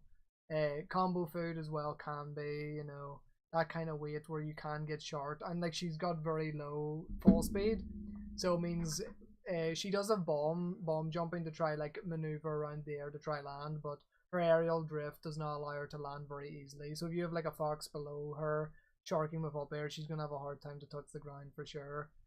She's easy to KO off the top, and it's even easier because you can get those up airs higher on screen. So that's going to be really hard for her to ever land. She might just die off the top before she can even contest to get to the ground. She can be gimped. It's not the easiest way to gimp her, but there is certain setups you can use to either wait till she tethers and then you can hold ledge to force her to go on stage, or like you can then get a drop shine if you predict she's not going to wall jump. There's a lot of mix-ups involved, but there is counterplay to her recovery. You mainly want to try and get her before she goes into her up B, because during there is like 20 frames after the bomb falls out of her that she can't do anything. Yeah, there's like that end lag for it in the air, and extender is the same as the homing grapple. I sort of knew they were similar. I just didn't know the button combination, and I did not want to get it wrong. I'm trying to keep everything somewhat accurate. No, you're all good. I think we've done well enough. But yeah, then that is that is I was saying there. Yeah, there is there is mix-ups of Samus can do with the wall jump and stuff to get the invincibility to avoid shine. But yeah, she has a good recovery, but it's definitely still gimpable at the same time. And as well, once we get into these higher sort of tiers, and even in some of the lower tiers, the positives can be taken as negatives. It is a lot of situational stuff. For example, Samus being is good, gets rid of combos, she can exactly. But she's also combo food as a result of that. And finds it harder to land as well. So yeah, some things are good, but they're good in hindsight, but then you look at it from another angle and they're also a disadvantage. So yeah, and we're also going to be, I think when we get to about 8 here, we're going to look more into like matchups and stuff as well. Yeah, like sort of the top spread. 8 sort of characters will, because we're more versed in that. Exactly, yeah. So next then we've got the electric mouse himself. Pika. Let's go, Pikachu. Move. Top of B tier, would you say, or like just one below top? I think top of. So Because you could probably put the rest into A tier and then S tier. Yeah, I think I'd put Pika. I think Pika is the top of B tier. So okay, I'll go over the advantages then for this one. So up air is a tail spike, is a really good semi spike. If you can like, it's basically a consistent angle. So if you hit them when they're directly above you, it'll send them at like a semi spike angle, which is like so. It's kind of like how Sheik's Fair sends, but even more drastic. So you can get like gimps at basically any % on some characters with this move if you land it in the right position. And the speed of it as well. You can do, if you even mess up the tail spike and get the upward hitbox, you will go into another one straight after. It can combo into itself in that And way. you can actually use it out of shield as well because it is so fast. Oh yeah. So if they're actually, and it's really good because it starts on the back of Pikachu. So if someone's like hitting the back of your shield, you can just be like, I'm out of here, jump out of shield up air, and it'll like stop their move from behind. Yeah, most powerful up smash, which is uncharged in the game. I think is what Game & Watch is. That's the strongest charged. I think in NTSC it might be Fox. It could be Fox. It just might be with like the raw sort of killing power. Pikachu starts off, but Foxes will scale over it. It could be Game & Watches potentially. I know out of the characters you'll I know. see. I'm pretty sure in PAL it's definitely Game & Watch, but in NTSC and that is debatable. I can't remember. At least between Fox Pikachu starts off better, and then Foxes will scale more. Yeah. Fox is dumb. So having that strongest uncharged smash is really good because you can get like you can do like up throw chain grabs into up smash, and it means like having the strongest charge up smash is nowhere near as useful because when are you gonna land a fully charged up smash? Some shield break potentially if you get that. So maybe a Puff Miss S, there you go. But nice fast right. Sorry, man. So yeah, it's like having that up smash on charge is super strong, allows you to go into combos with a good kill setup to end it with, so it's really nice. Amazing recovery like Picchu, but you don't take the damage, and also you're just a bit heavier, so you're gonna die. You're not gonna die as quickly too, and you do have that amazing recovery to mix up between going to ledge and say a side platform. There's so much you can do with it to make it hard for it to. Quick attack cancelling exists technically in this game with the ledges. It's not like Brawl, Smash 4s sort of stuff. Yeah. So I think Smash 4s is quite similar with the ledge cancelling, but you're not going to do much ledge cancelling or teeter cancelling unless you're a god with how the frame data works for hitboxes and all. Lastly, the last advantage is he has a pretty decent projectile for like coming in on or even using it to like say stall them to recover, because you can use it and it like lingers off stage. It does about 6 bounces, doesn't it? So, yeah, you can cover like all of Yoshi's with one of them little like exactly. So it forces them to either jump, take damage, or it can be used to like edge guard and stuff. So it definitely is. Yeah, it can get like a Fox. Yeah, you can use it to hit say during stall and so on. So it definitely has its uses. So Ryan, here with the disadvantage. The disadvantages for Pikachu, similar to Pichu's, minus the recoil damage. So Pikachu doesn't have a disjoint. I think his is probably it's slightly better than maybe Ness's grab, but his standing grab is god awful. His dash grab, if you ever want to use that for like a dash attack cancel grab, is still quite bad. It's got a lot of lag. He's lightweight, so you will die quite quickly off the top. His approach game isn't the best as well because of his range and lack of disjoints, and of course his range is just terrible. You know, he doesn't have some of the good moves he had in N64 as well. He doesn't have a sex kick. His nair isn't that good. Yeah, all his hitboxes are like super close to him, which you know. In most of Pikachu's moves, his hitbox is extending out of his hitboxes. It's similar to how Sonic works in pretty much every Smash game he's in that way, but like I think the exception might be his tail on his like up air, for example. It doesn't go the whole way out. So Pikachu is a really good character. It's just his size and his hitboxes that hold him back. You know, the weight wouldn't be a problem if his hitbox is extended slightly, because he could cover himself a lot better. Yeah, honestly, I think Pikachu could be higher if he didn't have some matchups that are really. I think Peach, Puff, and Sheik are all like 3 really difficult matchups for Pikachu. Although Pikachu actually does do very well versus Morph, in my opinion. Yeah, if it was just, for example, like if Spaceys were a lot more dominant, Pikachu would be a lot better. Exactly. Just how the meta would have been. But the fact that she can chain grab is in NTSC. NTSC, which it is. So the match was definitely in Sheik's favor. Peach, honestly, apart from having the tail spike, Peach in the air is like super hard to contest with his Pikachu. And it's so hard, like, Pikachu at best usually trades with characters because of his close hitboxes, and Peach is the queen of trades. Yeah. She will literally want to trade with you every day of the week unless she's down like 3 stocks. Like if 2 nairs hit, Pika and Peach nair each other, Peach is usually the favorite there. Yeah. So and then the last matchup is Sheik, Peach, and Puff. Yeah, so same idea. you're not really gonna land a good up smash and puff in the air all the time. Yeah. Really hard to cover the landing because her aerial drift is like Ridiculous. going down the motorway. It's up. Hopefully not with our plates like. No, they're all for puff. Like, so it's just if floaties weren't so prominent in the top tiers, Pikachu would be a lot better. It is just the size that holds him back. Plus, tail spiking is not going to be useful against those floaties because Peach can float, double jump, Puff can just jump no matter what. Yeah, you tail spike 5 Puff jumps 4 times, I think, to even have a chance. Yeah. Especially because of Rising Pound. So, yeah, sadly, that is a problem. Pikachu is like half and half. Against the fast fallers and Marth, great. Against the floaties, good luck. Yeah, exactly. It reminds me like it's like Mewtwo is a more like what's the word like more extreme version of like Pikachu, where like Mewtwo has like some stuff in fast fallers, but like so he's still not good versus fast fallers, but he has like compared to what he's like on floaties, he's like night and day. Whereas Pikachu's the same, but like not as extreme. Pikachu just has a few things to help him a little bit better. Exactly. Yeah. So then on to what I'd consider like the high to top tiers now. So we've got Peach coming in on the bottom of A tier. So I'll go over the advantages then. So first thing she has is float cancel. This is basically like if you do a float aerial to the ground, you don't even need to L cancel. It'll just cancel for you, which is super strong. You can even go into like, say you do float cancel fair, you can go into either grab pressure or jab pressure. So there's a lot of mix up of say landing a fair on shield. You can double jump cancel as well, making your aerials like super fast you can even do out of float or whatever. They're really fast. You've seen on our modded stream how fast he can spam theirs in place. Oh yeah. It is crazy how much aerial she can do in a short period of time. Priority on her aerials as well is ridiculous. That's why, for example, the trades are so good. Exactly. Because she will trade in most cases. It's not transcendent priority where it'll always trade because you can beat it. It's just in a lot of areas she will trade, and as Chris said, Queen of Trades, she wants to go for that in quite a lot of cases. Yeah, so like for example, her fair range is actually crazy. It doesn't even like it has some startup, but it has such a good hitbox on it, and she can really utilize it with float and like float canceling that like it just makes it such a strong move for her movement specifically, and it's so positive on like it's so good on shield that there's so many good situations to use her. And then yeah, she can chain grab, so.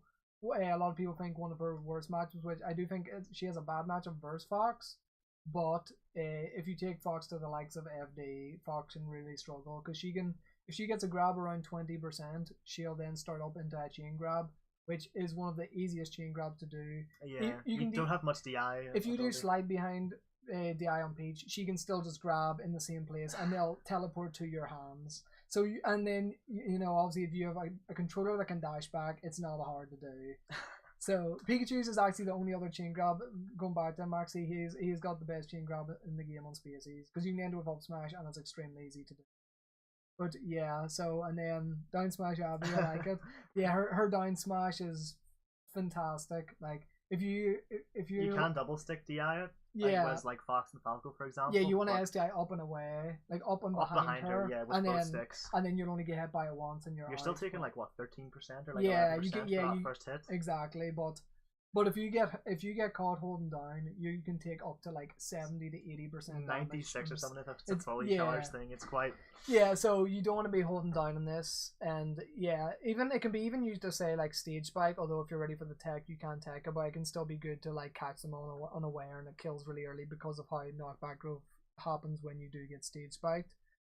She has turnips, which obviously has RNG involved. She has Stitch Face, which does about I think it's like 36%. Yeah, 2 of those and you will be dead. 36%, and the knockback on it is actually crazy. It'll kill Puff after like the second like Stitch Face pretty much. Funny thing about turnips actually, since you're on that, the turnip hitbox gets bigger the more times you re-grab it. So if you can pick it up at least the first time, you're gonna have an easier time picking it up. So you can combo, the dot face or the dot eyes, the Stitch Face. If you can do that, yeah, it'll destroy shield as well. Yeah, the stronger types. So yeah, it's not like then you also have dot eye and stuff. So which is like basically half the damage I think of a Stitch. So it's around 18%.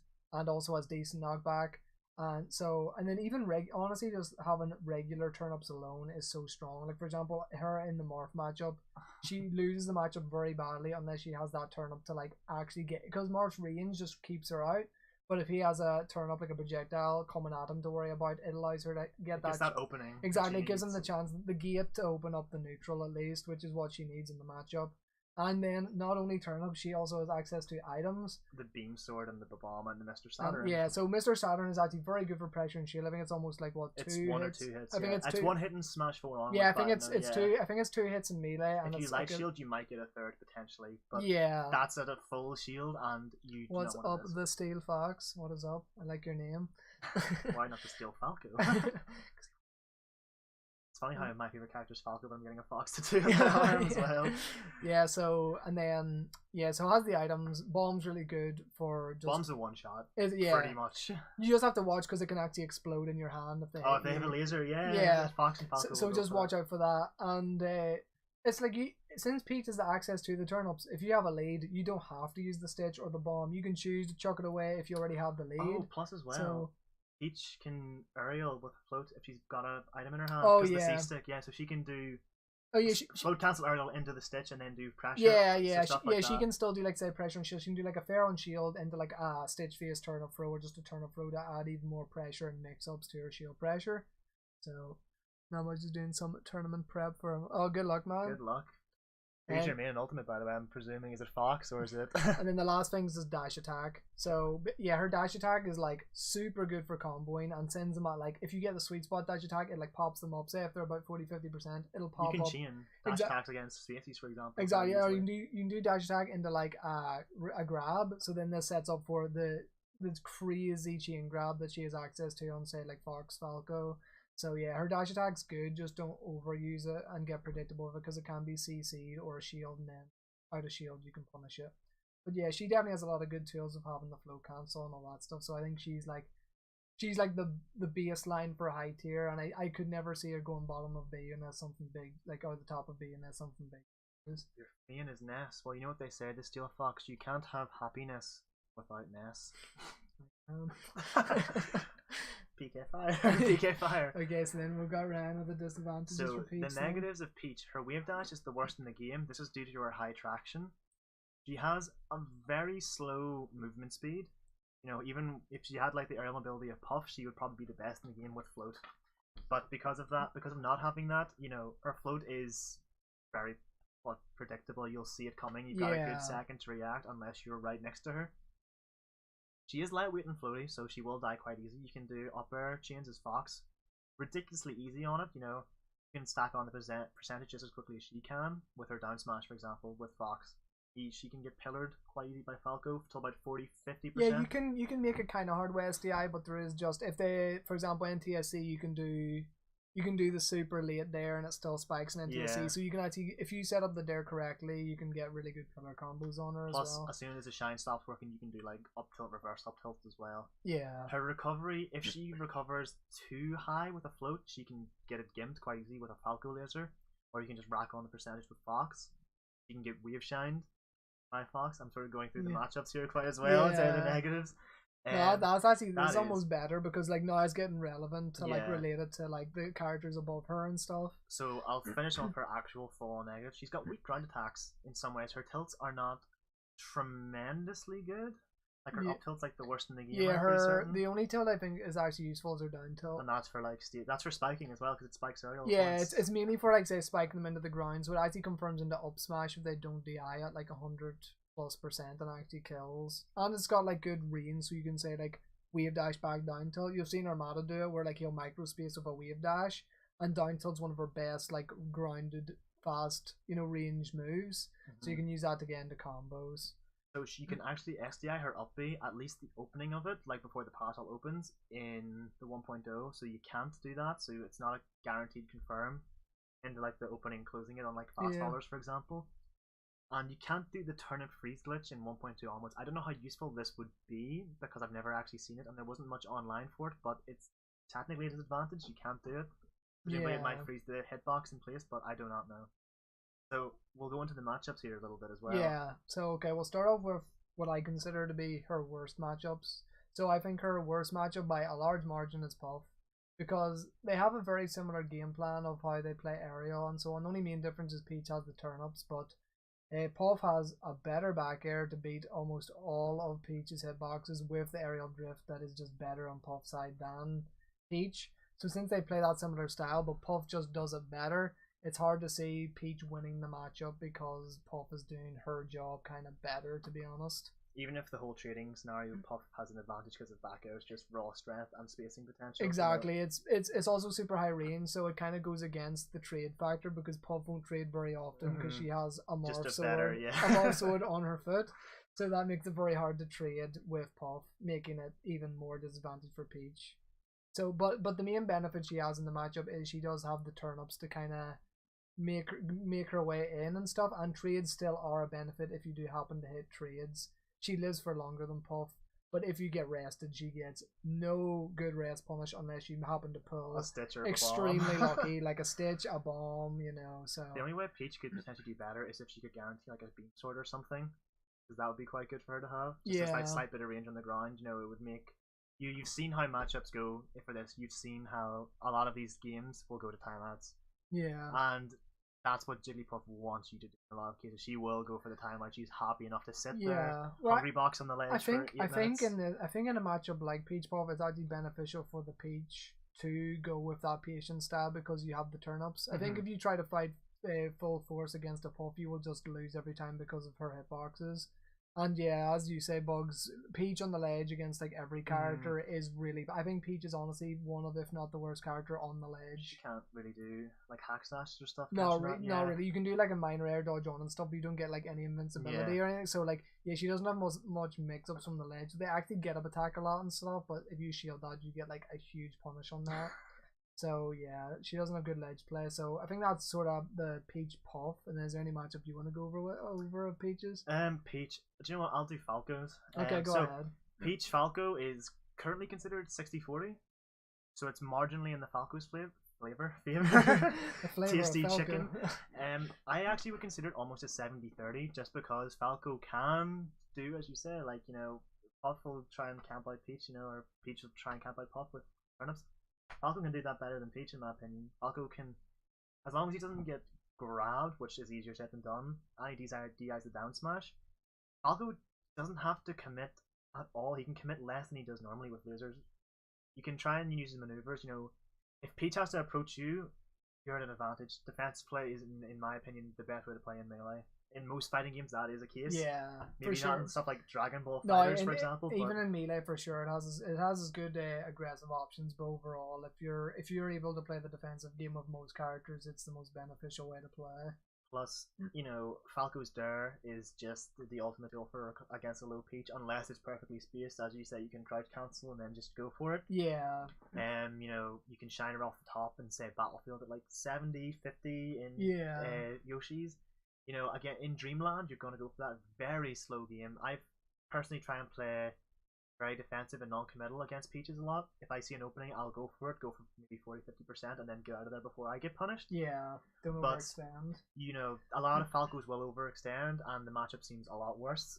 But if you're playing that very, you know, PPMD-esque gameplay, you know, you will win a lot easier. And you know, you have to really mess up to get hit by like a down smash by Peach and not take more than 18%. And if you're at a low enough percent, that's nothing. You can usually punish her after that. Yeah, some advantages I think Peach has in the matchup is you can use float to make lasers a lot less useful. They're still very useful, but she can like her float is definitely a good tool to like. She can float at a height where it makes Falco really awkward to laser her. He has to go for a full hop or a fall through platform. Exactly, yeah. Like so that. She can make it awkward for him to use his like patient laser game. On top of she does have the chain grab on Falco. I actually think honestly her punish game is probably better on Falco than Falco's is on hers. Because Falco can only get like a guaranteed 30%, 0-30 with pillars, for example, and then afterwards it's kind of up tilt the eye mix-ups. At the moment, when I look at the matchup, I think Peach wins the punish game, but Falco wins the neutral kind of hardish. So for me at the moment, I think it's either 55-45 or 60-40 in Falco's favor. But I wouldn't say it's any more in Falco's, but I definitely don't think it's like Peach favored. The only chance I can see it being Peach favored is FD. Yeah, another thing I've realized is a lot of Falcos will always do the whole, you know, say they are lasering and they nair in, they'll always land right in front of the Peach and try and go for the fast fall, shine you, and go for shine grab or shine pressure. I've noticed doing like just run through aerials is quite good, especially for like if you're closer to the ledge, you know, you try and approach and you just go through them with like a nair, a late nair, and like they can't really punish that. She can't wave dash to follow you. She can't do either shield. Yeah, stuff she's actually really bad at like covering stuff out of shield if they're behind you. So doing like cross up aerials is really good on her shield. Yeah. Plus, what I do a lot as well is I always do like that really like tip of the foot back air pressure as well. Oh, so like yeah. stuff like that. Falco's back air is dumb. If L cancelling wasn't in the game, it'd probably be the best aerial that he has, or like most characters have. And a lot of Peaches are like hungry to get the shield grab because they have a lot. So you can do like a lot of time you can do the typical Falco of Nair, retreat, Nair. You bait the shield grab, you forward smash. That's just like a basic example, but it basically shows how hungry Peaches are for the shield grab and how you can use like your fadeaways and so on to bait into. It's the same with like most Falcos want that 150 combo into like a back air or something. Yeah. In this matchup, I think whoever breaks their patient first will lose, and like especially on net play, people will tilt so quickly. I've had people force quit games because I've lasered for 5 seconds or more without trying to approach because. Yeah, it's a mental game in these sort of things, especially against floaties. No, I'm the same. When I play Fox Peach, like I may as well go. I haven't even done Fox Peach yet, have I? Nope. I was going to say let's go into Fox Peach now because we talked about the other. I'll probably have quite a lot to say because I play this matchup. I've actually recently played this matchup a lot. So yeah, against Battle Rifle, I take it. Yeah, all the time. So yeah, Falco has lasers, but Fox has double lasers. Fox's lasers are so good against Peach because she is so slow at getting in on you. 6% per double laser, isn't it? Without it goes to like 4, 3.5. So like, if you think about how quickly that'll stack up before you get her to kill percent, it's not that long. And Peach has like one of the slowest dash speeds in the game. That by the time she gets to you, you've probably tacked on about 10-20%, which is huge if you do that when you're always at a distance where you can't be punished with a laser. And an NTSC where up smash and up throw up air will kill you. Exactly. A wave shine up smash and up throw up air. You have so many settings. Yeah, you have so many different setups to kill her with that. You also have a up tilt, so an anti-air that's really good for contesting Peach if she tries to land on you. And in that can go into up air or back air for a nice, like say, 2-piece combo. Really nice. I love doing that versus Puff. It's like just up tilt back air. You have down tilt that outranges so much of Peach's moves, and Tipper down tilt also sets up for an up air, which is another kill setup. So yeah, and recovery is like it's kind of hard to cover, but Fox's like falling speed and speed in general is that good. You can honestly pretty much cover her whole umbrella drift. You can like put a back air out and still have time to fall with her and still cover her landing with an up tilt or to take the ledge. They can both edge guard each other really hard though. Like Fox off the stage is dead versus Peach. Peach off the stage is exactly almost dead like unless Peach can like turn up throw stall, can do down air repeat if he tries the sweet spot, and then pull a turn up to down throw, you're dead. Oh, the Marmada to turn up into air. Yeah. So they both have ways. If anything, it's easier for Peach to edge guard Fox, but I think if the Fox knows how to do it, Fox can also do it pretty much as hard. It's just much more hard to execute than like say Peach Fox.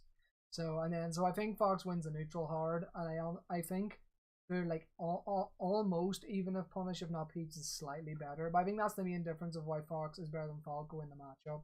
Because his punish game is just that slight bit better, and he kills off the top more. He gets more guaranteed because you can do stuff like dare into shine into grab, for example. Yeah. If they don't SDI really well, even then you can just exactly. You have Falco doesn't really have a multi-hit to beat CC as well, where you have access to drill. So if their SDI has to be on point, or else you're gonna just always get like a drill grab or a drill shine, and that just beats CC down smash, which is really strong.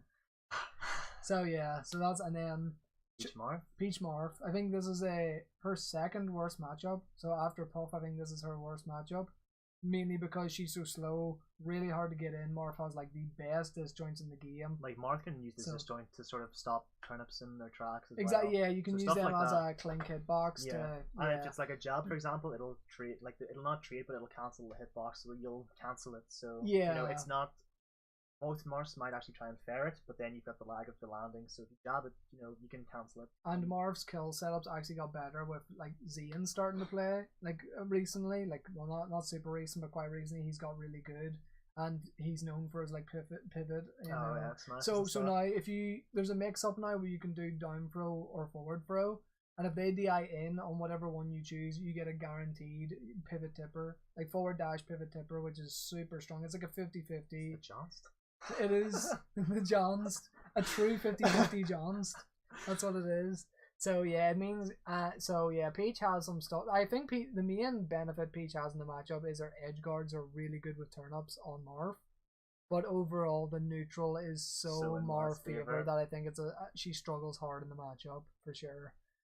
Oh yeah, and then we'll go into Peach Falcon is I think Falcon favored, and that's just because he's got really hard punishes and tech chases. hard punishes. He has like true punishes of down throw, at least if they don't know the air DI. dodge, the DI down diagonal on air dodge. But even then, you can like wait and then punish the air dodge.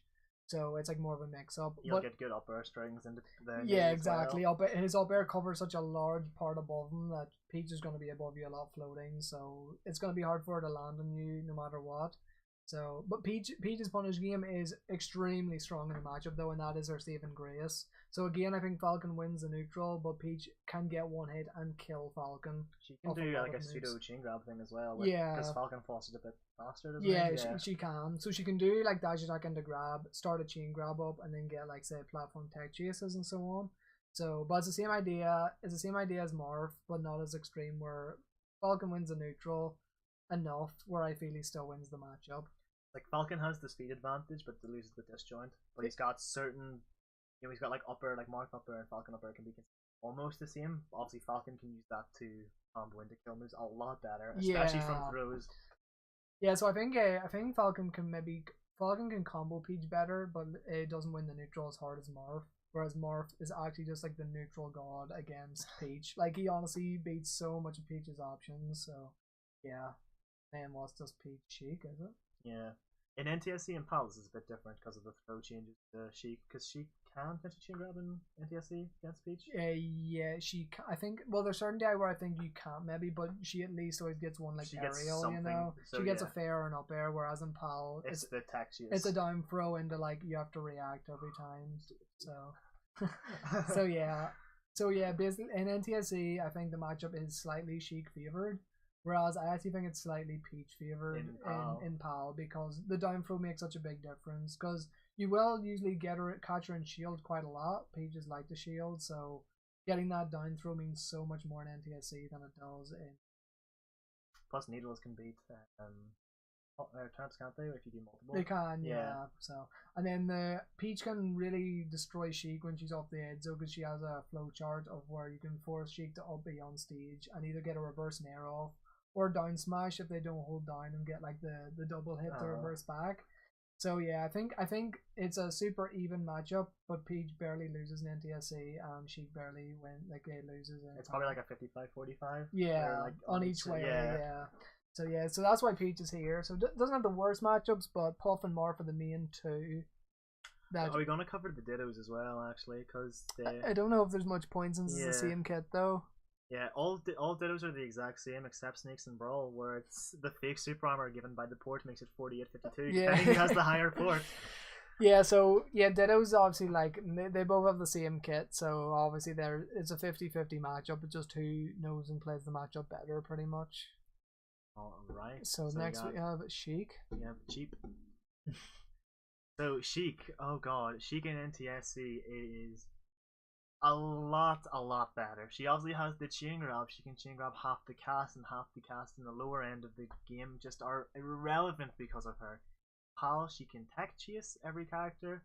In NTSC, she can do this as well if they don't jump out and if they hit the ground and don't tech. So the chain grabs, I don't know so much against the top tier. I know like the top tier chain grabs will work on, so you can do them on Marth, Peach on certain DIs. Sheik you can do against herself. Yeah, that's really what you see well. Like Mewtwo King plop, for example, like Gentleman. They'll do like grabs. an aerial maybe if they go for it, or they're just not. But on the more fast fallers, like your Falcon and Falco and Fox, you have to do a tech chase on down throw.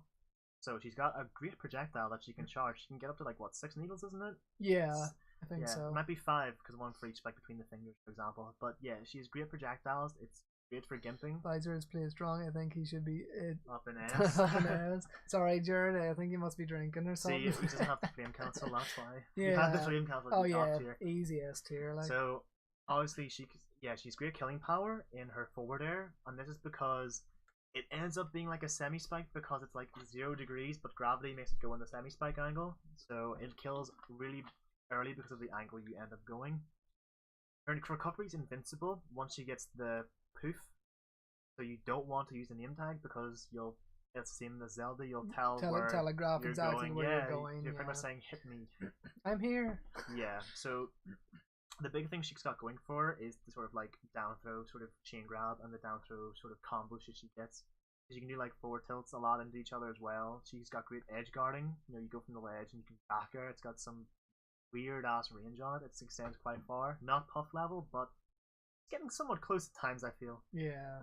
Her moves are actually quite weak for edge guarding, so you don't get knocked up, you just sort of fall. Even at high percent, you may get a slight bit of knockback up, but you'll, against like fast fallers, you're just going to plummet. Yeah.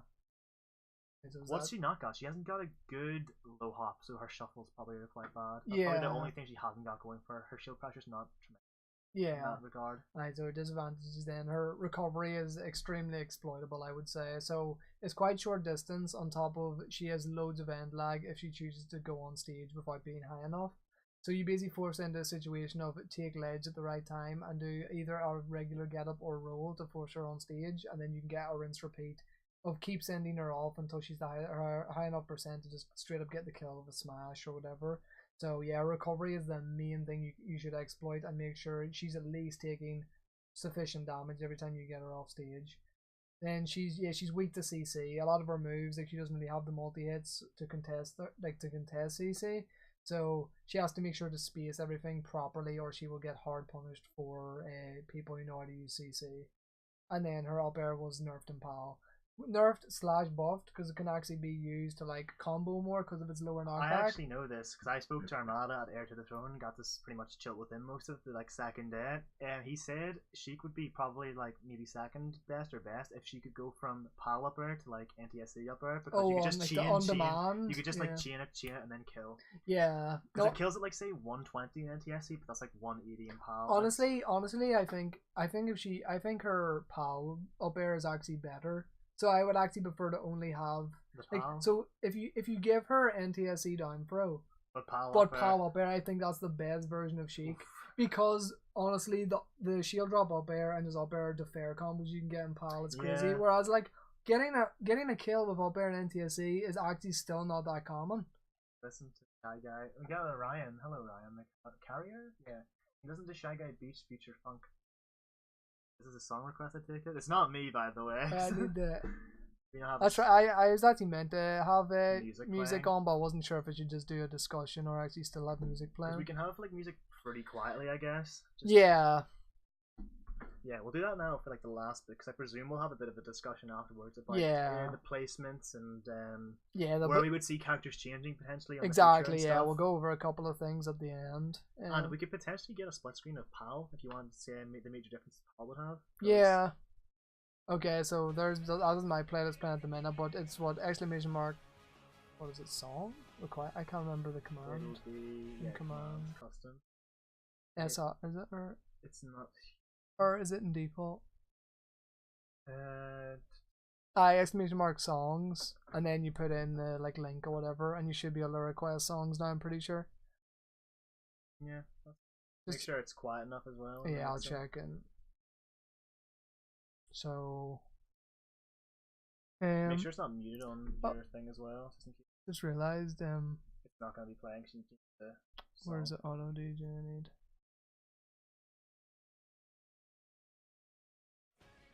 So that's at volume? Yeah, that's okay. Yeah, that seems good. Should be fine. That's what I usually keep it If up. there is something wrong with the audio equalization, do let us know and we'll correct it. Yeah, cheers. Right, so, yeah. Okay, so. Right, so what we were on, I was talking about, it's basically saying, I think best version would be, because NTSC up air actually doesn't commonly kill. Like, you don't commonly. It's still quite high. But there's actually a lot more situations where if you had PAL up air, you would get like an up air to fair, for example. So I think having the PAL up air but keeping the NTSC down throw would be like the best version of Sheik. But as it stands, NTSC at both is still definitely beneficial for it just because the down throw. It's better against floaties. It'll kill Puff. Yeah. It's probably one of the matchups the change of the up air will affect the most. Yeah, because you can do you can still get like down throw up air, for example, that kills like Peach and Puff earlier than doing like a down throw fair, so it's good for that. So then we should probably go through the matchups. Yeah. So I'll start off with Sheik Fox then. So I think Fox wins this about 60-40 in my opinion. on most stages at least, if not like all stages, especially FD, because I think Sheik needs the platforms to be able to like retreat from Fox, because the main benefit Fox has in the matchup is not letting Sheik land. So when you get Sheik above Fox, she doesn't really have the aerials to come down to contest, because her down air is really bad for like trying to just straight up beat another aerial. So it's really easy for Fox to just follow the aerial drift and shark her until she's dead or off stage, basically. So that's why FD is even more beneficial for Fox. You can also wave shine her into setups, and her recovery is really easy to exploit. You can either start a wave shine on the end lag on stage, or you can just get a back air or roll up to beat her trying to sweet spot. She does have pretty strong tech chases if the Sheik is really good on reactions. So she can do that into like an ender like down smash, or another down throw into like F tilt fair. There's a lot of stuff you can do, but Fox definitely has the more guaranteed, harder punishes and better positions than the main thing that keeps it 60-40 is that she can edgeguard Fox well. But if she can't manage to get Fox off stage, then he will 100% win the matchup with ease. So that's my take on that matchup anyway. Then we can go to Sheik Falco. Sheik Falco. So Falco has the better projectile. Sheik might be able to like toss a needle out, but Falco can probably shoot 2 lasers by the time that happens, or cut the lag and make her lose the needles. Yeah. Obviously, it's quite similar to Fox, probably easier in the edge guarding because there's no flame, so there's no chance of him if he's up being under. He's fucked. Yeah.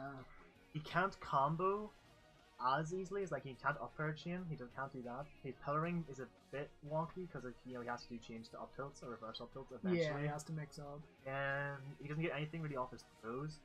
He can go up throw forward air at like low percents and try and get like 2 or 3 kicks. That's like what 17-21% I think. Yeah. And that's only at exactly 0. He can pillar shine. He can do shine there quite easy until like 45, and then after that it's sort of DI work that a lot. Yeah, like if they DI to the side, you can do Shine Bear, or if you predict they're going to DI in, you can still do Shine Bear. So it's really good because if you catch the mix up of Shine Bear, they're going to be DIing out. So and they're gonna get the back air kills really early in that case. Falco still can combo extremely hard. You know, he can combo just as hard as Tech chase him. And like whoever is better will sort of win the matchup a lot more because it is 60-40. Would you say?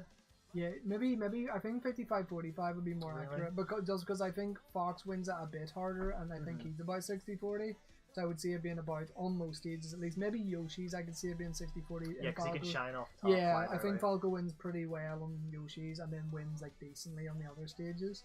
The worst thing like can happen is, you know, if you lose a stock and you do want to try and play like passively, you're kind of screwed with Falco because you do sort of go in then, and if you do get grabbed, you are like at a disadvantage. Yeah, if she's allowed to play around the lane, she also has Shino stall and stuff to avoid just the lasers. Even if she's up a stock, like she can force you to. But like in a lot of cases, people don't expect you to challenge the Shino stall. So you know if you're good with your wave dash onto the ledge and you time it right, you know she will probably be killed immediately. Yeah, you either catch her off guard and she does down, she's dead, or if you force her even on stage, you get a guaranteed shine starting that punish.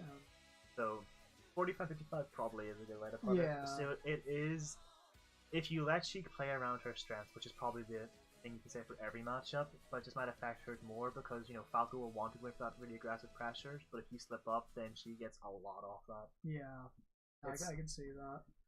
Okay, so then we'll go into Sheik Puff, which I think is Sheik's worst matchup. In NTSC it's better because the up air, for example, is a better guaranteed kill move. Yeah. Because Puff can recover horizontally no matter what. Yeah, you have down throw in NTSC to make the up air confirmed, and it kills decently early because it's buffed in NTSC. But at the same time, recovery is super exploitable. You literally let her recover on stage. You get a rest. You get a rest. Oh yeah, you can see that. You can even rest. So, unless you're a disadvantage. But if you're not at like kill percent to like a Zelda fair or tipper forward smash, as Maxi told me, if you space it right, it is Zelda's most strongest way to kill. Aye, but it is a very tight hitbox. It is. If you mess up, you are. But yeah, if you're not 100% for those things to kill, then the percent you're taking is like one move. and that's it. And Sheik has like no good kill options to She can kill. go for down smash at low percent, but the Puff can DI and go for a rest there. Exactly. Or yeah. else it is her up B, isn't it? That's probably the best for percent, because that's like a guaranteed like 20-ish. I think so. In PAL at least, because she can't really get much off the down throw, I think. So it's very similar to Peach in that regard, where like she doesn't have a great rest punish. So, and the only thing is, it's easier to rest Sheik than it is to rest Peach because she has the recovery to just. Oh, plus as well, if you mess up a grab. Oh yeah, if you. It's better if a Puff is crouching as Sheik. It's better to go for the regular dash grab because it's lower because she hunches down more. It lowers to the ground actually. If there's a part during that dash grab where it will still hit a crouching Puff, depending on the part of like the Puff crouches. But yeah, a JC grab will always like whiff a crouching Puff, and they can rest on reaction. They just have to release. They just have to tap B. And yeah, literally. Yeah. So if they're ready for it on like looking, yeah, they can do it. So that's why I think Sheik is like kind of held up here and can't be further because she has matchups like Puff that are just so hard to win in my opinion. But like she has certain things like her neutral isn't the worst against her, but like her gimp game is also not good because Puff has a recovery that you really can't gimp. Having 5 jumps on the best aerial drift in the game, it's not going to be easy, and Sheik thrives on having that gimp game versus like the likes of Spacies and stuff. So she loses a lot of her good points, and her bad points get even more extreme, being you can just exploit the recovery with rest and you don't take much for it. And because of the fact Puff can rest more, because you're not going to lose much against a Sheik, Puff can play a bit more risky than she should against, say, Fox. Yeah, she doesn't have to be as worried about being as committal with the rest, whereas versus Fox, the lasers do no knockback, so it just allows you to get a free 40% or... And then an up smash or something. Yeah, an easy kill. Like, if the Puff even has like 30% beforehand tacked on, she's probably dead, so... Yeah, then we'll go on to Sheik Marth, which... I don't have a lot of experience watching it. I've watched bits of it, but I think looking at it, I find it more to favour Marth slightly, but only ever so slightly. I could see someone saying, oh no, the matchup's even, or no, it's slightly in Sheik's favour, because I honestly feel like this matchup is very, very even in NTSC. So Marth basically has the range to keep Sheik out really well, but Sheik has really fast like hitboxes and like low profiles, for example, during dash, and a really good edge guard game on Marth. So I think they benefit in different ways. They make the matchup even, but they do those things about at even level to exploit the other character that makes it like around 50-50. What would you say, Pal? Would you say it's 50-50 and not because Marth loses the spike and she has to I think Marth wins in Pal, really? Because I think the down throw, losing that over the downers, because at least you still have up B, whereas you get no true follow up off down throw. So I think there's a bigger loss for Sheik than for Marth, for example. So it'd be 55-45. Something around that, yeah, for Marth. But I think it's very even in NTSC. It's just Marth has better matchups, so therefore Marth's the better character. So yeah, that'll probably do for most matchups, if not for Sheik anyway, as long as we go for enough. Because we're kind of covering sort of different matchups. For example, we're covering Fox for everyone so far. We haven't even got to Fox yet, so it'll just be a bit more in depth. Yeah, because we can near enough just go over the ones who's better, who's above and why they're above. So yeah. So next then we have what? Captain Falcon. Yep, Falcon it is. So Falcon, he is the fastest character in the game. He's got second best burst speed. I think Fox might be slightly faster out of the dash initially. Yeah. Just about. But Falcon has the overall fastest run speed. He's got an amazing combo game.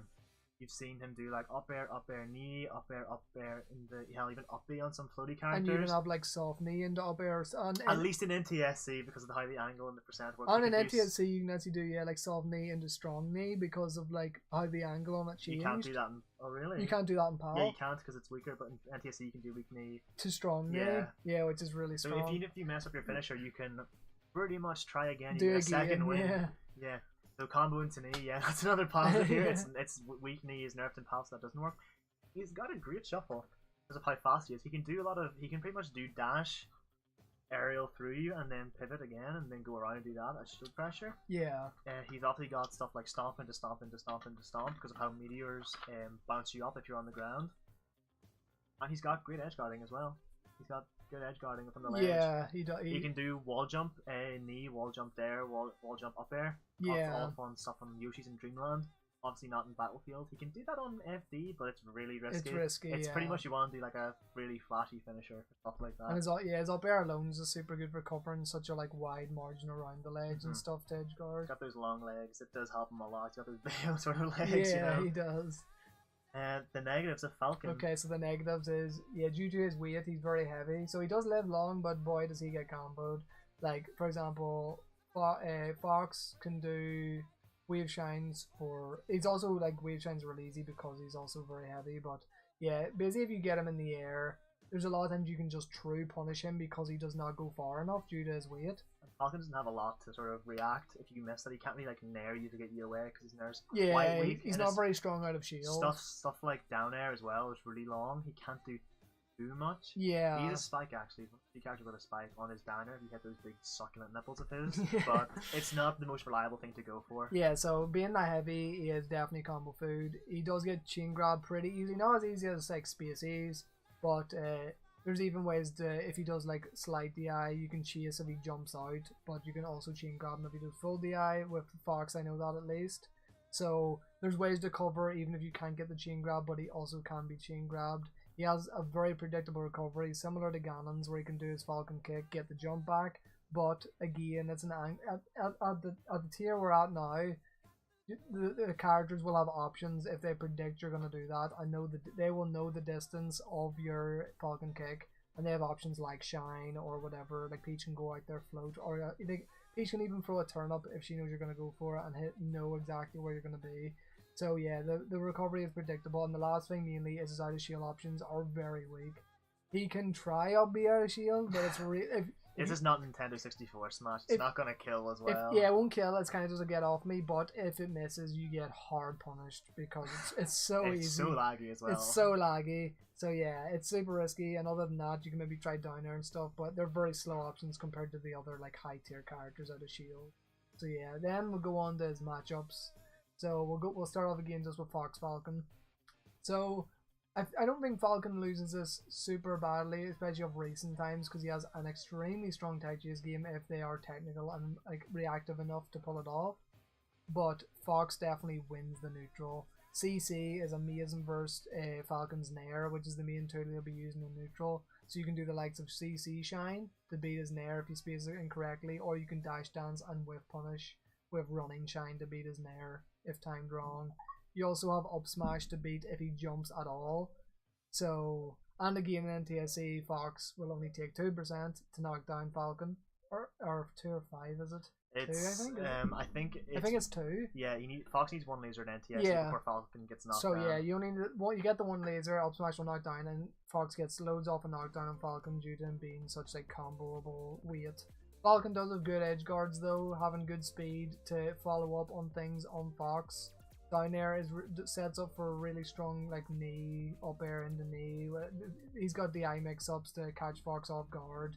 And if a Fox DI is wrong, Fox can dive very early to Falcon combos. So I think it's Fox favored around 55-45 most likely.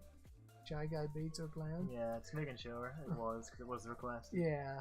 So I think it's about 55-45 Fox's favor, but I could definitely see it going more even because like I think already Falcons have pushed the matchup even to 55-45. I used to think it was worse, but they're putting in the work. I'm kind of curious to see what you think about the next Spacey matchup, Falcon Falco. I still think it's his worst matchup by quite a bit. I think it's really heavy in Falco's favor, especially on NTSC. Yeah. I would say 65-35. I think there might be I think on maybe FD 65-35, other stages 60-40, which because 60-40 already is like a huge margin. Yeah. Especially with the level this is played at, having even a slight advantage is huge. Exactly. As the level melee is at right now. Just to put in perspective, like Mango has not lost to a Falcon since like I don't know when. Like it's literally been so long, and he's played like the likes of Wizzy, Nun, all these really good Falcons, S2J. He plays S2J all the time, and he still has like winning record, like positive all the way. Hasn't lost a set. So what does Falco have on Falcon? Well, lasers. Like stump your approach immediately. That is a stop. Go to jail. Do not leave jail. Do not pass go. So Falco can pillar so hard. Yeah. Like you can just dare shine until death from 0. Okay? Yeah. Falco can obviously shine out of shield for pressure. Yeah. He can crouch cancel shine as well into a combo. What else has he got? He can. He has. If you wanna, you can also like so. You have if you face forward with Falco, you have access to like the lasers, nairs, all that stuff, which is and like you can do jump shine to intercept him in the air, which are all really good. Then if you face backwards is another playstyle you can play against him, which is also a very strong playstyle because you can do up tilt, you can do auto AC bears. So there's so many good options you have to out of like both forward and backward for Falco to beat out like Falcon's aerials. And the best thing about Falco's tilts, they're slightly longer than Fox's. Yeah. Because his long legs, for example, Falco's up tilt hits slightly in front of him because of how Falco's leg goes. His foot is slightly in front of him. Yeah. So yeah, it's sort of like very weird things like that that probably give him a slight so edge. Falco has all that going for him, whereas on Falcon's part, he does have the strong tech chase game he has on Fox. Although Falco does have the longer tech rolls, so it makes it harder to follow up on. But he still can do it on reaction. It's just difficult. He can edge guard Falco pretty well because honestly Falco doesn't have the best recovery. If you get him below ledge, he's pretty much dead. So that's the main benefit Fox would have over Falco. But I think Falco's neutral destroys Falcon more than Fox is enough that Falco beats Falcon harder than Fox does. That's his Falco. Falco can get throw combos off as well with DI. Pretty much Falco's throws are very much you have to read the DI and then somebody you have to just hard commit to an option. Yeah. So for example, up throw, even if they SDI, you can usually go for like an up air. If you time your jump perfectly, you can probably go for like a dare. Yeah. But it's quite hard to get that window. Yes, he does, Bugs. Falcon starts Falcon. Yeah, not as bad anymore. It used to be because it's like a 90-10 matchup or something. Yeah, same with Fox and Falco. It's then he got more in Falcon's favor, but still he doesn't win them. But it's definitely him. So yeah, then we've got Falcon Marth. Oh, Falco in PAL is slightly worse because he can't just dare at the ledge for free to counter the recovery. So it's slightly better in PAL for Falcon. Obviously, he loses the double, like the weak knee into knee, but Falco's dare is probably a huge. Yeah, I'd say it makes a bigger deal having that Falco dare. So yeah, so Falcon Marth I think is like also very even. It kind of reminds me of Falcon or of Sheik Marth, where Falcon heavily wins the punish game. Like if Falcon gets a grab and like up throws, you can do like up air juggles for so long on Marth. But Marth has the range to win the neutral. Like you can, if spaced correctly and you use like the tipper of your like fairs, your aerials, your down tilts, you can keep Falcon out for basically the entire game if you space correctly. So I think it's even, but Falcon wins the punish and Marth wins the neutral. Funny you should say that, Bug. If Falcon rolls, you can use it.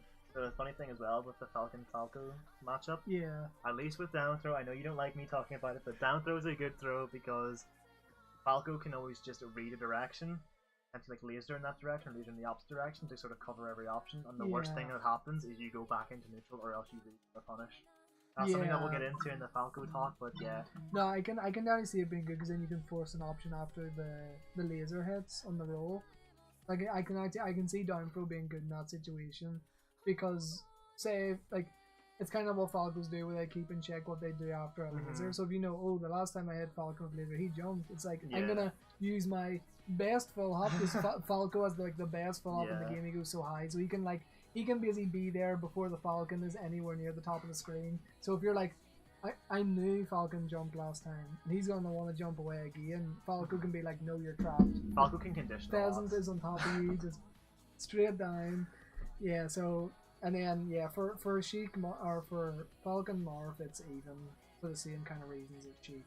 And Falcon wins punish and Marth wins. Would you say it's much worse for Marth in PAL because the lack of the dare? Because it's a meteor and Falcon. Yeah, he definitely loses like a lot compared to obviously Falcon loses like barely any. As long as you can gentleman, which you still can't. Oh yeah, the gentleman, that's a thing as well. Falcon cannot gentleman easily. Yeah, you have to use like what Z or whatever. Z or something. Yeah, you have to do like the last hit at least with Z. So this is to do with a weird coding thing where it's like if you press A 3 times, you go gentleman instead of 4. Whereas in PAL they just like, oh, let's put this up by once and actually do the third jab. Yeah. So yeah. Why Falcon feels like a true 50-50? Yeah. It definitely is. In my opinion, it feels like a true 50-50. It's just you can get them. I feel like Falcon can demolish Marth easier. It's just Falcon has to get in first. Yeah. Marth keeps that like The barrier. wall, yeah. If he sets up the wall, I feel like the matchup is easier played by Falcon's side, but at top level, a Marth will be able to make it really hard for Falcon, making it like even. Like I'm going by top level, so I think at lower levels Falcon wins, but I think at top level it's about 50-50. Yeah, we're getting two perspectives here because it's like more mid-level and then it's like top-level sort of perspectives, but I feel like they are quite similar perspectives though, especially in the higher tiers, because in low tier there's not enough for the most part. Not really. So yeah, that's why Falcon is there anyway. So next we have the bird. We have Falco. So Falco is what you're considering fourth in NTSC? Yeah, I consider him fourth in NTSC. I consider him 2 in NTSC, and I do genuinely think Falco is the best in melee and PAL at least. And I feel like Falco right now is underdeveloped. We haven't seen much for Falco since like 2011, 2012, where it was that super hyper aggressive Falco that was demolishing even at low levels. Like low to mid level players would beat people higher than them because they could cover. And you also had the likes of when like PP and like West Balls was more active. Now it's kind of like Mango just holding the fort. You do have good Falcos like Ginger coming on board. Oh, like Ginger is who's going he up actually quite got quick. top 8 at Genesis and stuff. He really like. I think there is Falcos that could come on the rise to help him out, but at the minute Mango is definitely like carrying him at the minute. So if we see PP come back and actually start competing in like super nationals and nationals instead of just sort of working his way up through locals, we will see a sort of resurgence in that sort of conservative style Falco and not as hyper aggressive, multi-shining your shield. Because Falco can, he has nothing that's not good in his kit really. The worst move he has is like forward air, and even then that's useful against floaties and stuff like that. Yeah, you can get like up throw forward air for like really good damage and stuff. Yeah. So what has Falco got going for him? Well, he's got his lasers, the literal best neutral tool in the game. Best projectile neutral tool in the game. He has the shine, which sends straight up, which gives him his combo game. People used to think it wasn't intentional, but on one of Falco's trophies it says use his reflector and into dare. They just didn't think he could do dare, reflector, dare, reflector, dare, reflector. Like you could loop it, So he has an incredible fast fall. He's actually, I think, faster fast fall than Fox if you fast fall it perfectly. It is faster. Yeah. It makes his fall speed normally makes him a bit harder to chain grab. Yeah, no, he's definitely harder he's to a bit chain grab. floatier by default, so it's kind of like... He also dies, like, he dies later. Like, then Fox will die earlier to, like, an up throw, up smash, then Falco will die. Yeah, so he's a bit heavier. He does, although his recovery is worse, he has better survivability. His recovery is good as long as he has his jump. Because his double jump is ridiculously long. He can recover, if people underestimate how good Falco's double jump actually is. His first jump is just dumb. He can go to like the top platform from the ground and battlefield with that one jump. Yeah. So his dare is brain dead good. I don't know what they were thinking when they made Falco. So they obviously thought it was going to be a suicide sort of thing, so they gave it the full 40-ish frames. Nerfed it to half the frames in PAL, but that's good. Perfect. Yeah, so his dare is ridiculous. You can just stand at the ledge and dare. Don't have to fast forward or anything. You just dare in NTSC and you can clip people if they recover a few frames, like a few pixels too high. His shield pressure is ridiculously good. Okay, Falco can do the typical shine aerial pressure. He can do fade away pressure quite well because of how his aerial mobility actually is. You can see Falcos do run in laser like dare, fade back nair to try and beat like a grab. I said earlier that you can do these really well spaced dares that are actually safe, because if they try and like run at you or jump into you or like try and grab you, you can shine by the time shine or even some is up top as well to cover yourself. He's got a decent throw game. It's probably the most controversial point that I'll probably give to you because I love Falco's throw game. Falco's up throw is quite good. Obviously you can DI the lasers. Yeah. And depending on what they DI, if you're like, okay, I'm presume he's gonna go forward, you can usually jump and do like a nair, a dare, or a forward air. If they DI up, you can maybe just get a dare if you time it. Yeah, it depends on character. I know there's SDI up you can do a Fox that literally means you do get out of the up throw combo, but there's definitely on like the likes of Morph and stuff where you do get like if you at least read the DI, you do get a follow up. Even with Fox, if like it is hard for them to land that perfectly. It is every time. Though, yeah. So if they're not on point, you are guaranteed something. Yeah. And even then, I do think with the Fox, if you react fast enough, you probably can just about, but then it comes down to who can react or who can act Yeah, out first. I think it's like even if you don't get anything, it's kind of like Situationally, position they're wise, worse, it's still yeah. pretty well too. Because a fox going down on a falco is pretty bad, and it's vice versa as well. Yeah. You know? Like the worst thing you get is that you put them into disadvantage state. Yeah, exactly. Falco's throws are very DI dependent for the most part, but Fox cannot tech Falco's down throw in NTSC, so technically you can regrab and do a pseudo chain grab.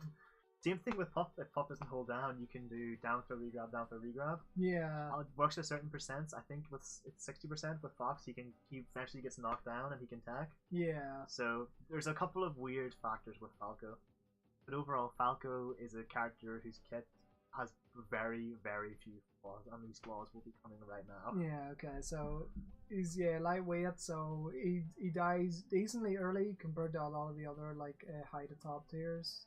So yeah, and then he's a fast falling character, obviously. Same category kind of as Fox, where he's that kind of weight where he will get chain grabbed by a lot of the characters, he will get tag chased by like every character. So yeah, it makes him just very easy to combo, and that's one of his biggest weaknesses, that you'll either end up off stage after a lot of damage or you'll just straight up die from a combo almost. He doesn't have the fire hitbox upbeat like Fox does. It's also like less distance and stuff, but yeah, just not having that upbeat hitbox to threaten with, it means if you go for like the Armada Shine, like it's so free on him because you don't have to respect I think it's like the frame, you go out about frame 10 or so, frame 11, to like time it so Fox's obby is not active anymore. So you need that specific timing, but for Falco you don't need that because he doesn't have the fire hitbox, so it makes him easier to edge guard. Obviously the distance means if you get him below stage, you can also just roll up a lot of the time as well. But he does have a good side B, so he does have potential, and with a jump he does have some good recovery. Oh yeah, the Phantasm is one frame faster than the Fox is, and the Phantasm does have a meteor hitbox, so you know you can catch people out with that. We've all seen what Mango did to Fluff, where he just side B off the ledge and did. I know it's caught me my fair share of times, so I'm not gonna lie, it definitely can be good, and just that one frame even does make it less reactable. Like if you are used to Foxes, you will get caught off. Exactly, and then Fox and Impal, as Ryan was saying, Fox can tech the down throw, whereas he can't in NTSC. So then we'll go on to his matchups. So Falco Fox and us two. Yeah, Falco Fox. Okay, so these two can just zero death each other very easily. Their combo games on each other are immense. It is like Dragon Ball Z, but it's Smash Brothers. That's kind of the best way to comparison. It's Goku versus Vegeta here. Yeah, very fast paced. They hit hard. Yeah, their neutrals are both very good, but in very different ways. Whereas Falco can control the pace of the match a lot more, having those lasers to make Fox kind of have to use the platforms play a bit slower, need to be good at the power shields and stuff. But Fox has the speed to actually utilize getting in on Falco more. So in this regard, I feel like their neutrals are very even, but they're played to very different ways. I think this is one of the matchups that is very dependent on the level of play. Yeah. I think Falco demolishes up until mid-level, but then after that it starts becoming more even, or even slightly in Fox's favor. I know people still say this is probably the closest 50-50 you'll get in the game, because it's definitely one of them at least. So hard on each other. The only thing Fox really does have is like shine. The shine, if Falco's off stage, he is dead, whereas Fox can get back, but Falco should be able to punish no matter what Fox tries to do. Fox, the main things Fox has in the matchup are like, he has a really good shine for gimping Falco and just setting up tech chases. He has a really good up air for, say, like platform tech chasing and getting the falling up airs, like the Swedish up airs of only getting the one hit, so you basically confirm into massive strings. And he also can edge guard him better because his recovery is a wee bit more linear, especially if you can manage to take a jump in a combo, then it makes it really easy to edge guard him. Whereas Fox has, like Falco can do it, but there's a lot of setups you can tech from Falco's. Like if he tries to dare the ledge, you can like say tech side B sweet spot, and Falco can't really cover that. Even if he down smashes, you can do a side B. Falco can force Fox to recover low though, because Falco can always laser you until you start falling. It is possible to keep the same amount of height if you get lasered. But no one is ever going to SDI and time that perfectly enough, so you're always going to slowly lose height. It's also kind of like Falcos won't usually be able to consistently do it for that long. So it's so hard to do. I've done like 5, and I think, and that was me going from like platform. So normally, unless you're like kind of a wee bit higher than even at the stage the Fox usually does get to be higher than the stage. So that makes it harder for Falco to like edge guard and stuff. So that's mainly what, from Fox's perspective, what he does to beat a Falco in his like position, I would say. Honestly, Falco does. This is a matchup where I do feel Falco wants to go all in. I usually would say Falco wants to play more defensively and wait for something to happen, but with Fox, just because the speed disadvantage Falco is at, he wants to go all in. He wants to force as many situations where he has the advantage as possible. He wants to close the space but keep that little gap just so if Fox tries anything, he can react. Yeah. Because Fox has an advantage with range no matter what, except on tilts, because Falco's legs are longer. Yeah, even the shine is like... I think Falco, like, you don't want to go all in, but you want to play close. So, like, you want to be at a range where, like, you can laser. There's times you want to be at a range where you can laser, and you know Fox can't finish. Like you need to know the distance where like Fox is here. I can laser now, and he can't even get like a running shine or nair on me. So, and then once you get a couple of lasers on Fox, that's where you open up. Like, is he gonna jump that platform? And if he does, I can say intercept with a running jump shine. So you basically laser him enough to force situations of like, I know what he's gonna do now. Because when Falco does get that opening, he hits so hard on Fox. He can do shines from 0 to 45, then start adding in the dares, and at about 70, 80 he can go up tilt, and then he just goes tilt like 90. Once you get Fox off stage at plus 70%, you should be able to kill him. Yeah, for the most part. Yeah. See, like, when we say Falco wants to laser, we're not meaning jumping and lasering in the place. You're doing like the laser dancing, where you're mixing up the heights, you're mixing up the distance you're traveling between the hops, where like the timings and everything. Yeah, Falco wants to have as many variables in as possible because you consistently, can power shield a standing Falco. It's very easy to do. Just tap. Yeah, it's like tap. Once the timing's muscle memory, it's easy. But if you mix that up, if you're able to mix up every laser, which is possible, hell, don't even fastball some of your lasers because that really honestly, that's off. the best thing PPMD was that. Like, there's no Falco that does that like PP. Like, he would be like low laser here, high laser there, full hop laser reading jumps even, like, and then another jump to there to read the next. Like, what he done after lasers and how he mixed up his lasers were like the best in the business. Like, that's what gives Falco the edge in neutral, is the amount of variables he can force on Fox. Yeah. And of course he does have some really good tools to get in there. Obviously, no shield pressure is technically safe in melee except multi-shines. Yeah. Fox can potentially do like shine nairs, but even then you're at a frame disadvantage if you... Yeah. So Falco's -2 on everything else compared to Fox, but Falco can still do a lot. If you mess up, it's a matchup where if you mess up once, you should be dead. Yeah, they're both good out of shield. Fox obviously has the better out of shield, but they're both good at it. Falco's shine is a wee bit less range, so that can sometimes cause you to miss. It's huge less range. Yeah, well, but I mean, it only comes into account a couple of times if you know the distance of your shine. But yeah, it does make the difference of like, oh, my shine would have hit there if it was Fox. It didn't with Falco, so that adds up. But I think overall, it's even because I think Fox hits a bit harder. Because I think with good SDI, you can make comboing really hard for Falco, whereas it's more like guaranteed on flowchart. It's not so much harder for Falco. It's just many Falcos always think that it's going to. I think you can make it like statistically hard with SDI. You can if you DI behind, and because in a lot of cases, like if you're right, so let's say for example you're at the left, S going right, you're pulling to the right. Falco's autopilot. They're like right, go down. But if you SDI even like down or like slightly to the left, they're off. They usually just autopilot so much, which is a thing I think every Falco will do. Yeah. There's times where you can get like say SDI down on a downer where Fox is actually active before Falco, so you can actually, if they overextend, you can get like a shine or whatever. That's another thing. Falcos always overextend. Yeah, Falcos are that's honestly their biggest weakness. Falcos are so in the hyper sort of aggressive mindset that they think that I have to get a kill here. Yeah. I sort of like, not to suck my own dick, but like I do like how I go for like these 50-60% combos and then try and win the neutral again. It's not good in a lot of cases, but being able to say, you know what, I'm not going to risk this. Yeah. I'm going to take the stage control. I'm going to take this percent and try and work with it. Yeah, I think that's the best thing Falcos could gain at the minute, like top level Falcos, is like the awareness of like, I'm not positive in this position anymore. I need to back off, reset, and then go in again. Like once I know I have my chance. But there's some Falcos who like to say, I got a chance, I'm pushing this as hard as I can. Then they make one wrong move, they push one step too far, and they get shined, and they die. Like it's nice to get those 130% combos, but take your 70%. If you're like, if you're on the same stock and you have that percent lead, go defensive. You're in an advantage no matter what you do as your defensively playing. Yeah, people don't take advantage of Falco's defensive game as much as they should. It's probably the most underdeveloped part of this right now, without PP, for example. So, that would be another option. Yeah. Either soften air so you can force them to go low, then you can drop and do like a back air as well. Another thing Falco does have, he's the only character in the game that has this, is auto cancel flares on platforms. Yeah, they're easy enough to pull off. If you for sure. As long as you do as like control stick down, the motion like basically simultaneous almost.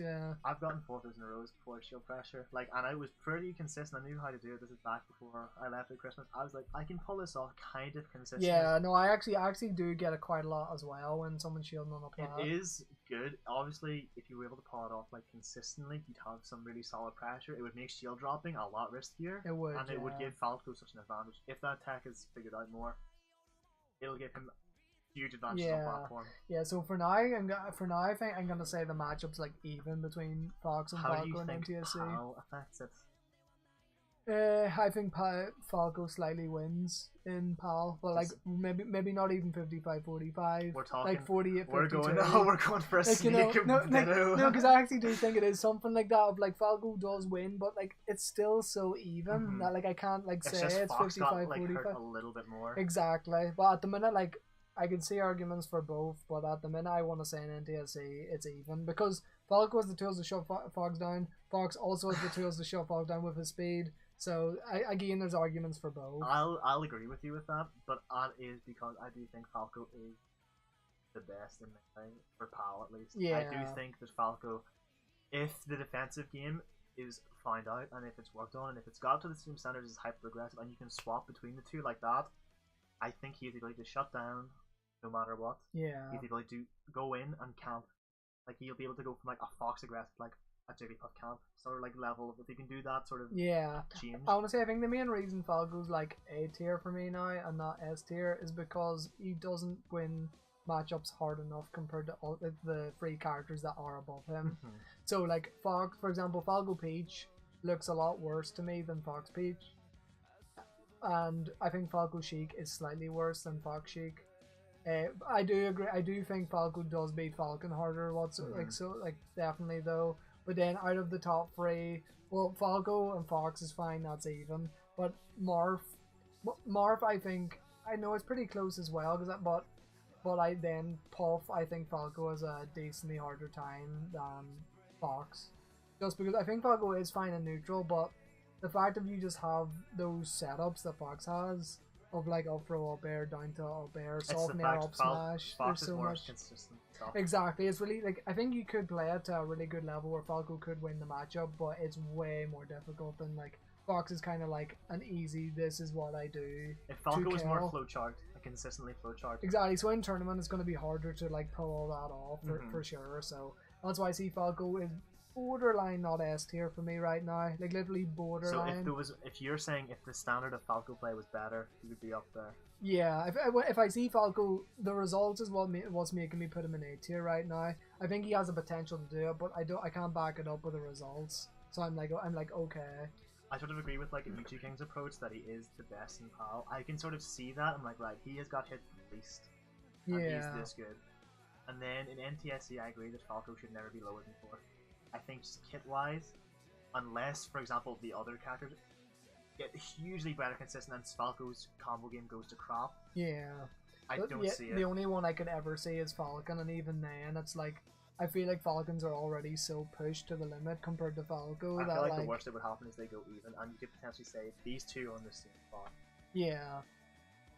Yeah, so that's pretty much it for Falco anyway. So yeah, for the most part he has good matchups. I just think he loses to Marth. He has a hard time against floaties as well. Yeah, he loses to Marth. He wins versus Peach, but it's not like a free matchup, as free as Fox is anyway. And Puff is debatable if he wins or loses, but it's definitely easier to play from the Puff side than it is for the Falco side to win it. With me, how I've always worded it with Puff is as long as you get an advantage with Falco, like percent-wise, win. Yeah. As long as you make the Puff have to like try and go for that lead, you can just wall her out. Yeah. Because like the only thing she can do is perfectly spaced bears, but if you're like up tilting where she's gonna be, she can't hit you. Yeah. The only thing is she can whip punish if you do. So like there is obviously up tilt doesn't have much end lag, but it has enough end Oh lag. yeah, it has so, enough you to be know, punished. It's not exactly. sort of free. So like there's times obviously I would do it versus Hungry Box even with foxes where I would literally be like I would do it and he would like read. I would either do another one or move into him do another one, and his spacing is that good that he'll like wait it out and backer you, you know. So like yeah, it's I think it's it could be even in theory or in Falco's favor in theory, but at the minute I think like Puff wins it just from results. Puff is one of the few matchups as well where Falco's up smash becomes more useful than his down tilt. Yeah, and that is because you can down tilt or up tilt sort of, you know, combo Puff. Yeah. But up smash is weaker, has weaker base knockback, so up tilt will send you too high, so you go for the up smash, and it covers a better arc. And it can combo as well because of the lower knockback. Yeah. Obviously, up smash and down tilt kill at the same time versus the likes of Puff. It's about 90 to 100. That's when it can start to kill, depending on the DI. But before that, yeah, if you're at 60% against Puff, go for up smash. It doesn't have the worst lag, but it's got good range. Yeah, and then another big reason why I think Fox is better versus Puff is because his res punished with lasers. Well, obviously with Falco you can't laser because it'll get them out of the hit stun. Whereas with Fox, it's like I get a guaranteed 30-40% laser damage, and then I can go. So yeah, like he doesn't have a bad res punish. It's just in comparison to Fox. Because obviously, yeah, this is where the SDI is more noticeable. Yeah. Because if the Puff notices you're on her right side, she's gonna SDI away. And exactly. Then you yeah. can't do much. You normally do get like a 2 to 3 hit at most, unless you hit like every mix up on the Puff. Like you mix her up in a way where like I knew you were gonna die this way, then this way, then this way, but that's so hard to do. Whereas Fox is guaranteed damage. So it's with Falco, it is just the consistency of some of his things. That's what lets him down. If these were sort of like his chain grab and brawl, for example, based off this tier list is based off primarily like me and Ryan's opinions when we like discuss, and then there is some results to it. So for example, Falco is mainly opinion, but I'm also taking into account how well he's been doing in like at the top level in tournaments. We're also going to sort of briefly talk as well about PAL slightly after in a bit more construction based thing. We do have some disagreements. For example, this is Chris's tier list, so he had put Falco 4th. I would say Falco is 2nd still, just based off his pure kit and potential. In PAL, I would say he's 1st because of his potential and his kit and his nerf versus nerfs to everyone else as well. Yeah. So yeah, well that's Falco anyway for the time being. That is our A tier. Now we're on to S tier. This is the creme de la creme, not the creme de la crap that we have to start. Okay, well, so first off is a character that a lot of people are actually putting as number 1 right now, because as we know, HBox has been putting in so much work, and Leffen actually put Puff as number 1. Leffen does get Puff something fierce though. He does have some good opinions though of like Puff is easy to play, so in a tournament environment it will be a lot easier to perform at like a certain level than say playing like spacies and stuff. And me as an edge guarding, you can do like 5 jumps with back airs, and the back airs are like the length of Morph Sword, as we said. Best aerial speed in the game, so utilizing such a long range move with aerial drift on 5 jumps makes it for insane edge guarding, one of the best in the game. Puff can pretty much carry you out at any percent, and she can make it back with about 2 jumps to spare. Yeah, like people think, oh, I can just DI the back air out, but low enough percent, she hits you if you DI out. So it's such a mix up of like when to DI in and out that people still fall for all the time. She has amazing KO potential on fast followers especially, but even on others because of rest. She has chain grabs and up air into rest, and even just a raw up throw. Most times if they die to a platform, you can truly tech chase rest. There's been videos of Armada literally showing how easy it is to up throw rest on reaction, and like it works. The only time it doesn't work, for example, is if you're on the left side and they die fully to the right side and also roll away on the right side, but that's like one situation. On most situations it's a guaranteed kill of rest, and depending on the character you mightn't take very much if you're versing like Peach or Sheik. So yeah, can't be gimped really easily at all. The only time maybe it's considered a gimp if you actually get a kill setup like up throw up air at low percent where she does die, maybe like Yoshi's, or a shine off the top as Falco. But actually getting a gimp like an edge guard off stage is not really gonna happen if the Puff's on point. If the Puff goes really low, you can, for example, Sheik needle her consistently, but yeah, normally she can do like rising pound away and then sort of go exactly. horizontal. Yeah, you have enough options where like you have so many jumps, good aerial speed, rising pound, air dodge is also a really good option. Oh, her air dodge is quite long. So yeah, she has so many good recovery options that honestly she shouldn't be gimped. At the level of like say HBox, I shouldn't really see him getting gimped really ever. Then not damaged by Bowser down throw because That's a questionable one, yeah. Because it's never gonna happen unless you're like Puff Scrub 106 versus like DJ Nintendo or Yeah, something. like at the top level, it's not gonna matter because like Bowser obviously loses super hard to Puff no matter what. So like, yeah. We did stretch for some of these, by the way. This is an advantage or a disadvantage for Bowser So as yeah, well. that's how, and then obviously has an extreme combo game of fast fallers and so on. So yeah, that's basically the benefits of Puff. She's probably one of the few characters that her floatiness plays to an advantage and not a strict disadvantage. Yeah. Because of the fact her aerial velocity is so high. And also the fact that she's so floaty allows you for easier SDI. So that makes it like, say, Fox up-throw up air is not free by any means unless you do get the single hit up air, which is super hard to get consistent. I've actually tried it myself. I've got it like semi-consistent, but not truly. I'm not hitting maxi every time with that thing. Like, that's all I'm saying. Yeah. So the weaknesses. Her weaknesses. Okay, so I'm a bit dyslexic in that second one. So she doesn't die off the she does die off the top very easily. Okay, she is light. She can escape technically at lower percents, but her low percents are 10 to 20%, and her high percents are 50.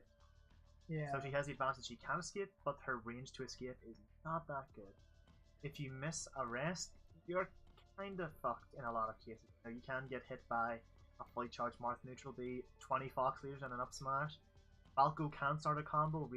She can get like 20%. Peach can try and pull a Stitch Face or something. Especially against the characters above her, she's gonna be, and Falco as well. Falcon can even get a lot. If he can go for like he can start doing the dare combos. Honestly, the main two is a Sheik Pizza doesn't get too much, but all the other ones will at least get. They have the potential to do stuff though, because she can charge her needles, then go for a move or something. Yeah, they'll still get decent damage. So she has a terrible ground game. Her ground game is awful. You don't see many Puffs sitting on the ground as much, or you don't see them wave dashing for good reason. It's not good. You see Hitbox do it sometimes to get under lasers. Yeah, the only thing I would say is her crouch kind of makes up for some of her bad ground game, because her crouch is like really broken. Yeah, she can crouch under like certain things. I think you have to like jump off the stage and laser back on to try and hit her with a laser in most cases, unless you go for like the lowest of low. Fully charged Ness neutral B is the best punish. You know what? Now you quit the game, get a Game and Watch in with an S, go for the bucket glitch as well. Then you do or you go for like the Smash 4 Pikachu Game and Watch combo where they have the bucket. Yeah. So she is below average range on most of her moves. This is excluding her bear for obvious reasons, and even her forward air for the most part. She can do certain things with her aerials, like she can do up air into rest, she can do drill rest. She can do drill rest and definitely drill grab, which is really consistent. So I think it's about 60 to 65%. They start to go into the tumble animation of drill where you can get a drill grab consistent. And the big one is if you pop that balloon shield, she is dead. She's the only character that has this because she's the balloon Pokemon. Yeah, shield breaks, you die. This will not come into play that much because most of the time you will hit her before her shield smashes. So, yeah, it happens extremely rare. Unless it's against a Marth and they actually go for like she's on the platform and he jumps and does a neutral. Yeah, it does like a read on like with shield That's breaker. like the only instance where you'll actually see that. So then matchups. So I think it's debatable whether her worst matchup is Fox or Marth. I think Marth has now setups like Tipper Forward Smash Zane has been showing us, and he also has the thing where you can do a regular dash grab, to make it so she doesn't just get the crouch rest every time on a JC grab. So her crouch is now as useful in the meta game right now as it used to be, on top of Marth has better kill setups in the meta game now than beforehand. So Marth can also win the neutral pretty well by keeping her out. You can do obviously short up double fair, make it harder for her to get in. She does have the drift to try get in on you, but it's hard for her to contest a sword for definite. So Bear is pretty much the only way she tries to get in, and then it's when she gets Marth off stage that she really gets strong. Like, she makes it so hard for Marth to get back, because Marth only has one jump and an up B and a dancing blade, whatever, to stall. Whereas Puff can literally follow Marth across the lowest parts of any stage, and you still have like 4 jumps and an air dodge to get back.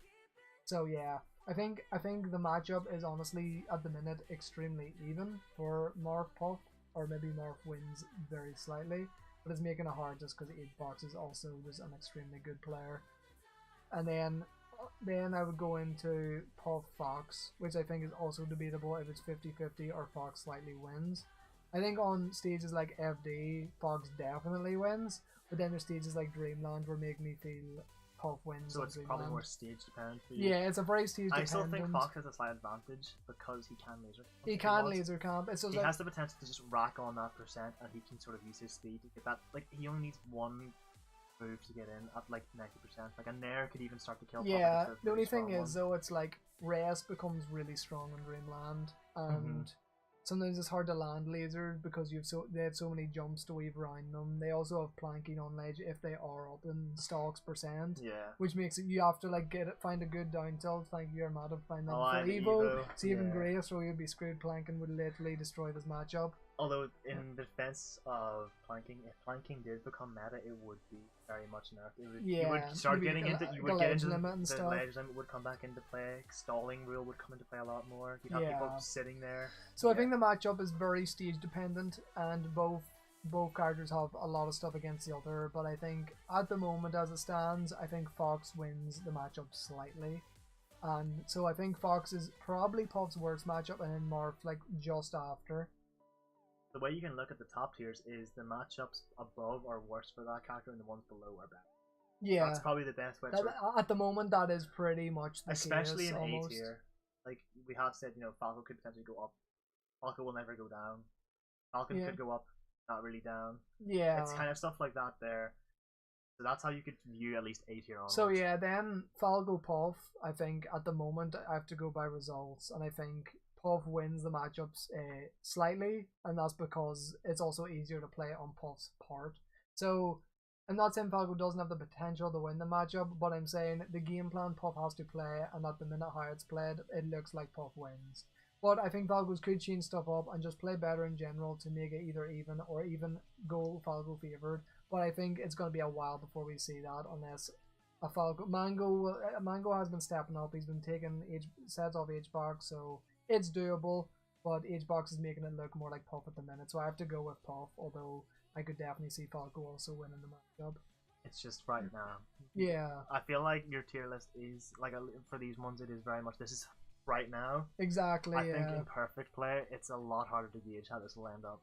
Yeah, I think in perfect play, honestly, Fox and Falco benefit more than any other character, just because, like, they're so fast, so many options, so, like, if your hands can do it, you can really push the limit. Like, whereas a lot of characters like Puff drop whenever you have the only thing that does, for example, is the, like, say Texture's Rest thing, where like if you start getting that consistent, if you brought it to the future of play and you were hitting every time, Puff does get better as well. Just don't tack in. just tack rule away, please. Or tack in place if you want to be a bit ballsy. Yeah. Just never tack in. Force them to at least have to do a hard reaction.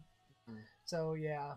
And it might. Oh, well, it's not charge thing. So next character. Next character then. Are we going for a laughing tier, or are we going for a normal tier list? So I find there's like, to be honest, the top three in my opinion could be almost ordered in any order. Like, I find it so hard to place the top three right now. Like, but I went with Marth as second and Puff as third for now. So Marth, I think, obviously I was saying, I'll go through good points of him now. So has amazing disjoints. Fast aerials such as like Fair, where it can do 2 out of a short hop.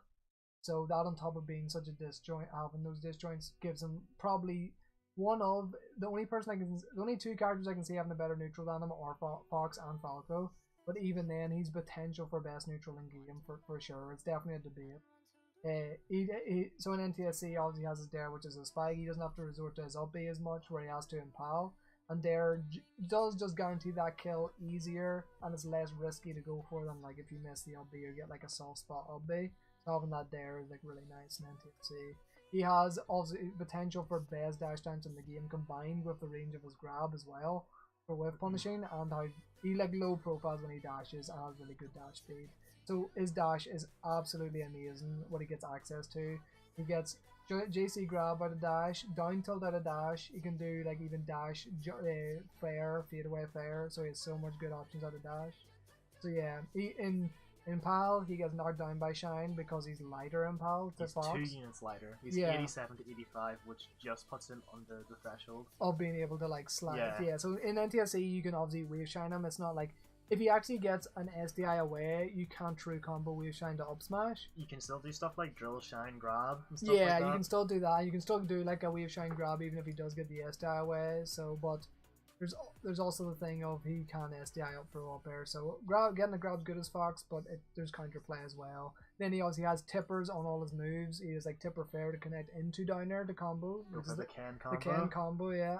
And then he also has just like tipper killing moves, like tipper forward smash, which is honestly really strong at the minute because pivot has been been pushed by Zane, and pivot forward smashes on floaties is so strong. If you can pivot, you can kill like jigs up near the ledge at like 40%. Yeah, so without even being charged, just like a raw uncharged. so yeah, tipper. just being able to mix up between the different parts of your moves. You can even use you actually tipper is not always the best to go for. Sometimes it's best going for the sour spot of your moves. So just having access to I want to tipper this move or I want to not to mix up your combo game is really strong.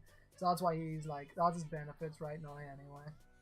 So the disadvantages of Marth is the Marth specific edge guard where you shield, angle it back and down. Oh, so, the Marth killer. Yeah. Yeah. So that there, every character can do that. Maybe not Game and Watch, but hey, you know, you win some, you lose some. He has limited options to cover approaches. So you know, if you are quick enough, you can technically. He doesn't have too much that he can do. If you're on the ground, you can down tilt. If you jump, you can forward air. Yeah. But you know, you can bait that and you put him in a disadvantaged spot. So yes, you can double, but you can just sort of wait it out. You know, as soon as you make Mark have to react, if he guesses wrong, in his limited pool, he doesn't have the most survivability. Yeah. For that. So he can't kill at high percent. We've all heard of Marthritis. After about 90 to 120, you're waiting for like 170, unless you get like a forward smash. Yeah. So out of shield game isn't incredible. He doesn't have too much that he can do. Like, yeah, it's like honestly like Obby, which is really risky, and counter is actually also very risky, but it actually can be used as well. Because I think it's actually is like almost fastest out of shield option. Oh really? But it's like frame 4 or yeah, something. it's really fast, God. but it's really ballsy to go for. Like so, it's disadvantages is Mark. Bugs plays him. Nah. Nah, that's if anything, that's the top of the advantage. That's why list. he's second and not third. Yeah. So Chris did say Marth's moves are fast, but they're a bit laggy. His moves comes out quick, but you know. They have a fair bit of lag at the end, and they're quite slow to L cancel. Actually, they're not incredibly, but yeah. If you don't play to like his range, they're slow. You know, obviously Yeah. like compared to Fox Falco, they're in on your range. They're gonna win. Like they're faster in general. So that's the ones that apply to Marth everywhere. In PAL, Marth's air velocity, his horizontal one, is slower, so he has a bit harder time recovering because he can't build up that velocity to come back in as quick and doesn't go as high. Yeah. As well as that, his Dir's a Meteor. Potentially better on stage because it pops up if you do it on a grounded opponent, but the kill power is gone. You're not going to get many kills with that unless they mess up the timing. So that's Marth's main disadvantages. Yeah. It is mainly just his options are not tremendously good compared to say Fox Falco. But shield game is not as good as say Fox Falco. Even Jigglypuff's a punish, for example, because she can at least rest out of shield. If you get him, if he whiffs, you get a bigger option to punish or a bigger window to punish compared to other characters. If he miss, the main thing is if he miss, like he has the range, but he does have the lag of. It takes him long to say reel his sword in. So if he does not space out to like say tip the range, you definitely have options to like open him up with dash-in, say shines and stuff. So. Yeah, he has the spacing game that's better than everyone else, but he does have more lag than the other top tiers.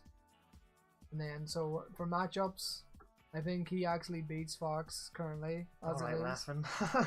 Maybe I don't think it's 60-40. I think it's about 55-45. You're getting there. Give it time. Give it time. Because especially on FD, I definitely think on it's, FD, that's. I think it's honestly like maybe it's at least 60-40, could be 65-35 on FD because the punish game is so one-sided. Like Fox can get punishes, but nothing is like guaranteed because SDI. Whereas you can try SDI all you want on a more up pro, but if he knows the setup, Yeah. You die pretty much. So the only difference where this will come in for like the species, Marth can do Marth combos 0 to death, except on Falco. On FD, Marth has to pummel Falco once before he can do the chain grab. Oh, if it's like At 0. yeah. Yeah, if it's like 0, but then he'll get like a down tilt or something first. That's so. because Falco, if you get slight DI behind Marth, you can't re-grab in time because of how Falco's fall speed works. Yeah. But he gets pummeled once and that's it. Or a jab, you know. Yeah, no. So yeah, I think it's really like, I think Marth wins like 55-45 on like every stage but FD, I want to say, and then on FD it's either 60-40 or 65-35 in Marth's favor. So I definitely think Marth wins the matchup, which is one of the reasons I was thinking about, is he first or is Fox first? But I just think Fox's other matchups are like strong enough to like still put him in that top spot.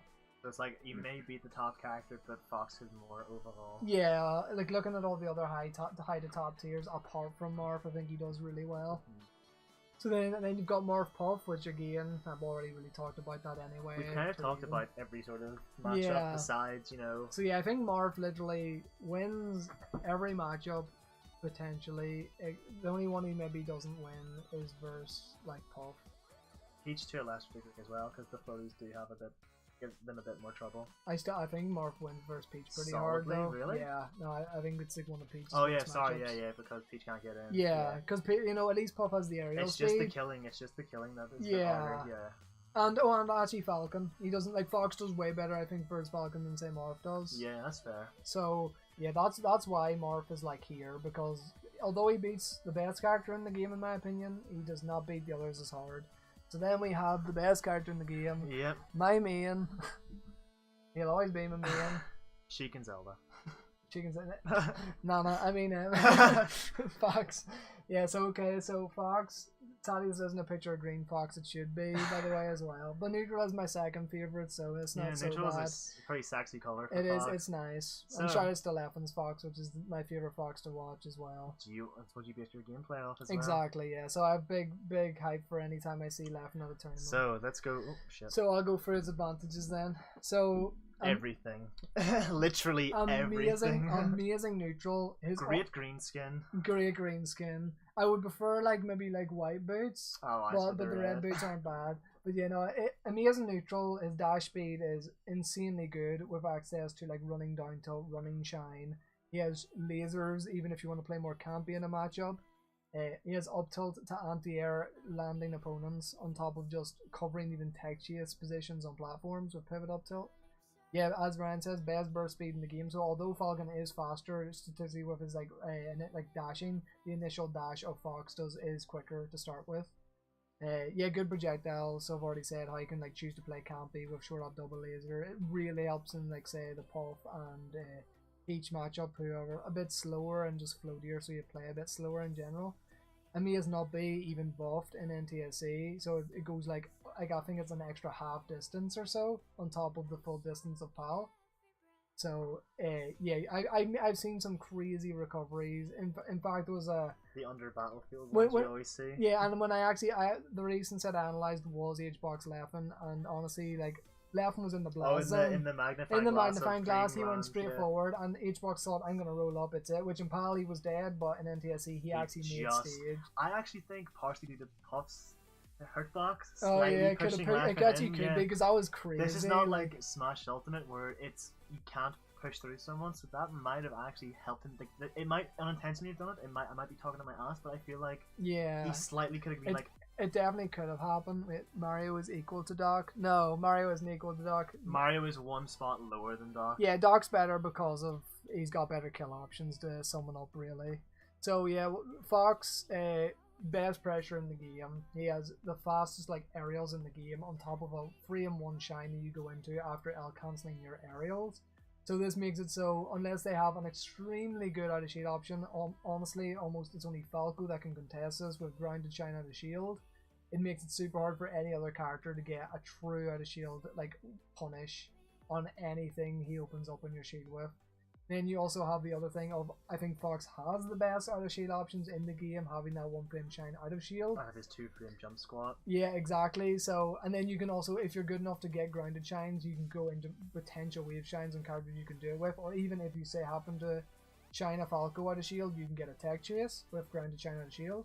So yeah, I think he has the best out of shield options and pressure in the game, so that gives him both good defense and offense. It can combo every weight type, so this is a big benefit he has. He's not just, oh, I'm only good against fast fallers. He's also like, okay, Puff, I can get a free hit combo on you, and then you're a kill percent. Whereas a lot of high to top tiers can't do that like Fox can. You get like nair up till back air, which is about 38%, and then that leads you, then the Puff basically into a couple of lasers up for up air percent. So yeah, this goes into allowing him to play a lot of versatile play styles. He can play slow with lasers, play fast with his aerials, has good out of shield, defensive with shield. He can play with grounded China shield, and with his dash speed, utilizing platforms. One of the best, if not best, movement in the game. There's so many ways you can play Fox, and it's so hard to say you have to play Fox like this, and this is the only right way to play Fox, because he has so much options, probably the most in the game, and that's why he has so many play styles. And then I've got so that's his that's his full list of advantages. Which is, even after saying all that, makes me like glad I put him at the top of S, because there is just so much he benefits from, and then now you get to hear like why he's maybe a bit weaker than some others. So Fox has pretty much everything going for him, but as we've said in the past on the rest of the tier list, some of your positives can be negative. So Fox is combo food because of his fall speed. Okay, every character can combo Fox to a certain degree. Fox can usually combo himself and other characters more. So he's lightweight. Ness is better than Zelda. Disagree, but we'll discuss this after. Yeah. If we're gonna do a bit more discussion. Yeah, we're almost done. We just have to finish Fox up, and then this is the NTSC tier list done anyway. So he's lightweight. Fox's weight is 75. Okay, so that's considerably light. So he can be killed quite easily. You know, Fox can kill himself at like 80-90% with an up smash. Yeah, it's about 90% or so. Yeah, so that's for how light he can be. He can be chain grabbed very easily. Obviously, Marth can chain grab him, Fox can chain grab himself, Falco can shine combo him into pillars. So, you know, a lot of characters can do a lot of damage to Fox. It's just Fox can punish consistently better, and you know, Fox can get more usually. Yeah. He's easily gimped. Not as easy as Falco, but his recovery, you know, it goes point A to point B in a straight line. You can easily intercept it. You can shine him out of it. You can, you know, just throw out an aerial like off on the ledge and kill him. In PAL, it's a bit easier to do this because it's slower. It travels at a slower speed because it lasts the same time, but it goes a shorter distance. A big downside to Fox is he's actually quite difficult to play. He's the hardest character in the game to play because of his jump squat. He's the hardest character to shuffle consistently. Yeah, like even for me, obviously I can pretty much short hop consistent, but there's even people I know where even just short hopping is a struggle. So that just shows how like many levels there is to Fox, where like you have to break such a technical barrier before you can even utilize like what his neutral is, what his combo game is, your movement, anything. You have to pass that barrier first. Like I played Melee for like 4 years competitively now, and I haven't played really much in the last 2 years, but even then I would struggle to shuffle consistently with Fox at like a very fast speed. You really have to like play the character to really be able to do it with him, because it's the hardest. So these ones are specific to the PAL version of the game, but the recovery is nerfed. I've seen it be nerfed at about 25% of what it actually is from NTSC, because it's between, you know, it's like the middle between Falcos and NTSC Foxes, and Foxes and NTSC is roughly double of Falcos, so yeah, take a quarter off, that's kind of where it ends up being. His kill power is nerfed in his 2 main moves, being his up air and his up smash. I don't have the specific details for this. I actually did try and look for them, but I need to go into the version to see what the values are. Fox is lighter in PAL as well by 2 units, so an already easy character to kill off the top got me slightly easier. It's roughly 6% or so he'll die earlier to like an up smash, uncharged. That's the main downsides to him. 3 of them are in PAL specific, but yeah, the big one would be his combo potential, as in being comboed. The main 2 things, which hard to play doesn't matter if you're only considering top level. Well, it still does, because obviously no one can play him perfect. Yeah, because but you can still, a top player will still mess up. Exactly, yeah. So it still makes it makes less of a difference, because they are a lot more cleaner than say worse players, but you can always improve, and with Fox especially, he's one of the characters you can almost always improve harder with than any other character. So I'd say hard to play, and the fact he's combo food are like his 2 main weaknesses. But other than that, he's a character that has like so much going for him, which makes him, which is the reason why. And his matchup spread is really good. I think he beats Puff. The only character I think he loses to is Morph. I think versus Falco he's even. Falcon he wins. Sheik wins. Peach wins. So other than losing to Morph, he either goes even or wins every matchup, I feel. So that's why, and with all those benefits listed, that's why I think he's right now the best character in the game. In NTSC at least. In PAL, it's more debatable. He still might be, but it also might go to Morph in my opinion. And Puff also has a contention because then Fox isn't as strong versus Puff. But for now in NTSC, this is how the tier is going to look anyway. So that is us. It took us 3 hours to us with discussion, but these are what we discussed. These are our main positive negatives for each characters. The differences that are in the versions of the games. There's some stuff that we mentioned that was version 1.0 specific. We did highlight this. We can potentially link the notes by uploading it to Pastebin or something if you want to see it. Yeah, I'll actually probably also upload the notes. I can even maybe get it on like because I plan to upload this to YouTube, this video, when I highlight it on Twitch. So I can maybe actually get it in the description and stuff as well. Right. Yeah. If I don't copyright it from Ryan. he made the notes by the way. It's fine. The notes, a lot of the notes. You'll be shouted out in the comments too. Not that you know you're in the video. Anyway, yeah, don't feature the whole way. Is this an official list? This is Chris's placement, and then I sort of develop the notes of the strengths and weaknesses. He gives me insight of like what if I think myself am also right in this. So he also like backs up just justification and stuff, and helps me like discuss through the characters and where he would place some more like why he agrees with me and stuff. So, for example, the only big major difference we had was Falco. Yeah, I said Falco second in NTSC and first in PAL. But that's more from a potential standpoint than a current standpoint. Chris's viewpoint on this tier list is very much how the game is played right now, where I've tried to potentially judge this in a sort of more of a peak performance sort of. Yeah, I try a bit of a mix of both, but I'm trying to not just put results to the side. I also want to look at it because it's like you have to look at like the current meta, because we don't know how the meta is going to develop. So at the moment, I think this is if you were to go by like tournament placings, I think this is like an accurate description of like how well a character can do. So what we'll do now is let's actually try and discuss the future of it, like any sort of major placement you would see changing in this tier list. Okay, yeah. So Fox at the minute, I'll start with the top for like we'll go from probably SA, maybe B. So S tier, Fox. I don't see his place could change between maybe Morph, Puff, or potentially Falco, but he's just such a strong character, and you look at his tools and you think this character has easy potential to be number one in game. So he could drop lower, but honestly he has a good chance of like staying at the top in NTSC at least. So for now I don't see much changing, especially with the likes of like Leffen getting back into the game. He already got third on his first tournament coming back, Ganon. So yeah, if he comes back like that and shows what Fox can do like he does, and Fox can do a lot, I see him still being the top, to be honest, for the next list. I don't see Fox in NTSC at least ever being lower than second. That is his lowest spot ever, I think, on any sort of tier list, even in PAL. Yeah. That's because like if you look at it, at least from a statistical standpoint, Fox is the only character that has stage shield pressure.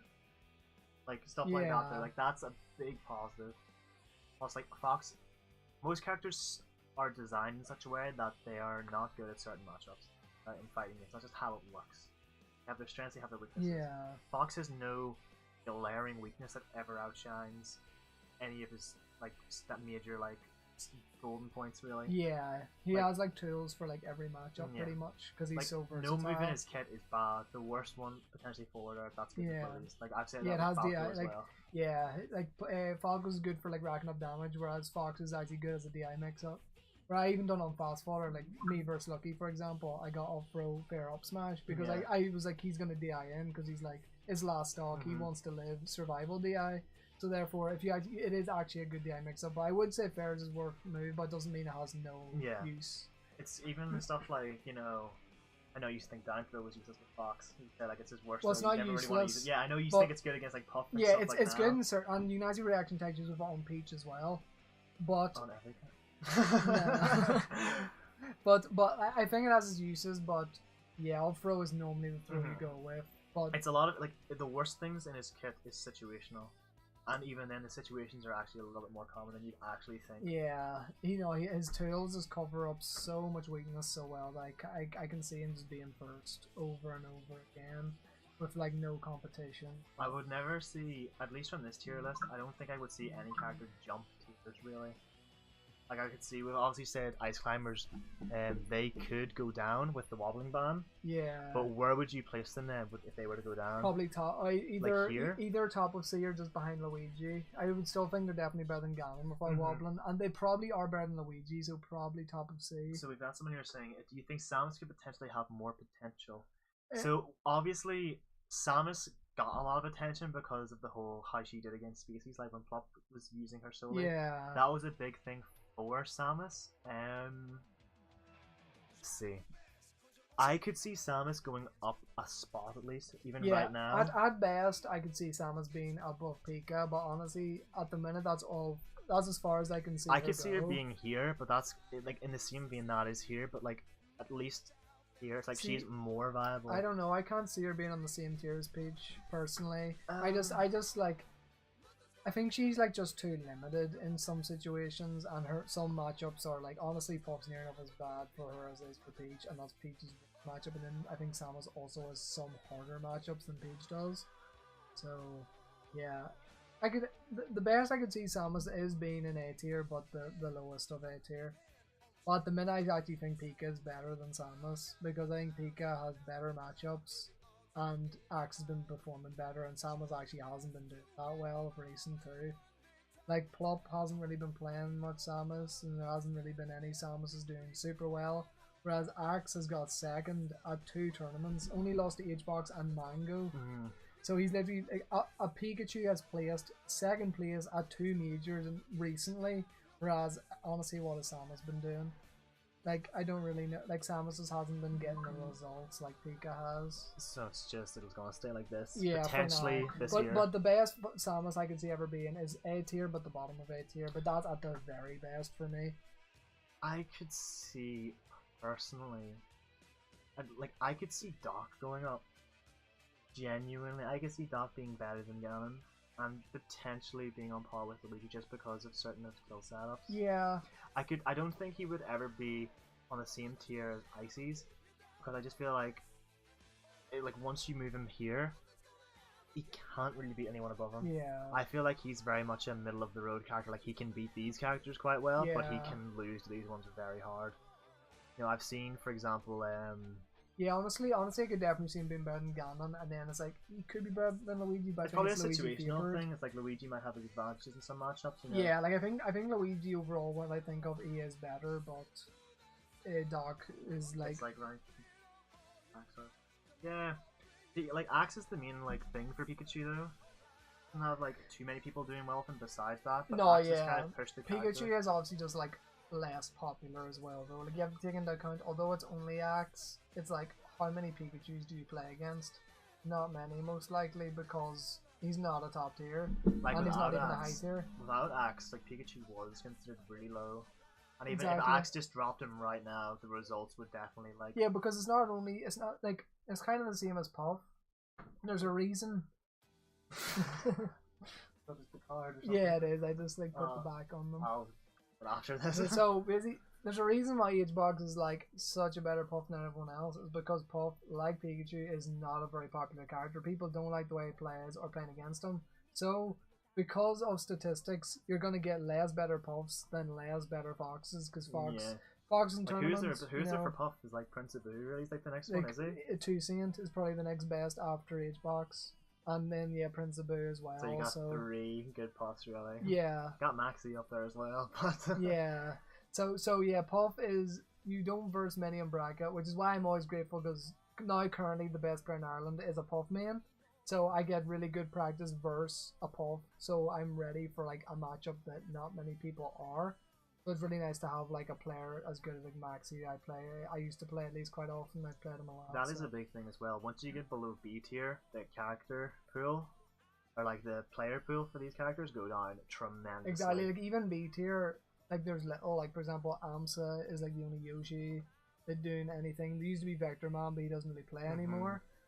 Samus has been on hiatus, pretty much. Yeah. Like, you know, Plop has been playing more like Sheik and a lot of Fox, honestly, than anything yeah, I've seen him else. like especially against H-Box. Yeah, so like you don't actually see much. I don't know if Doc's been playing or not.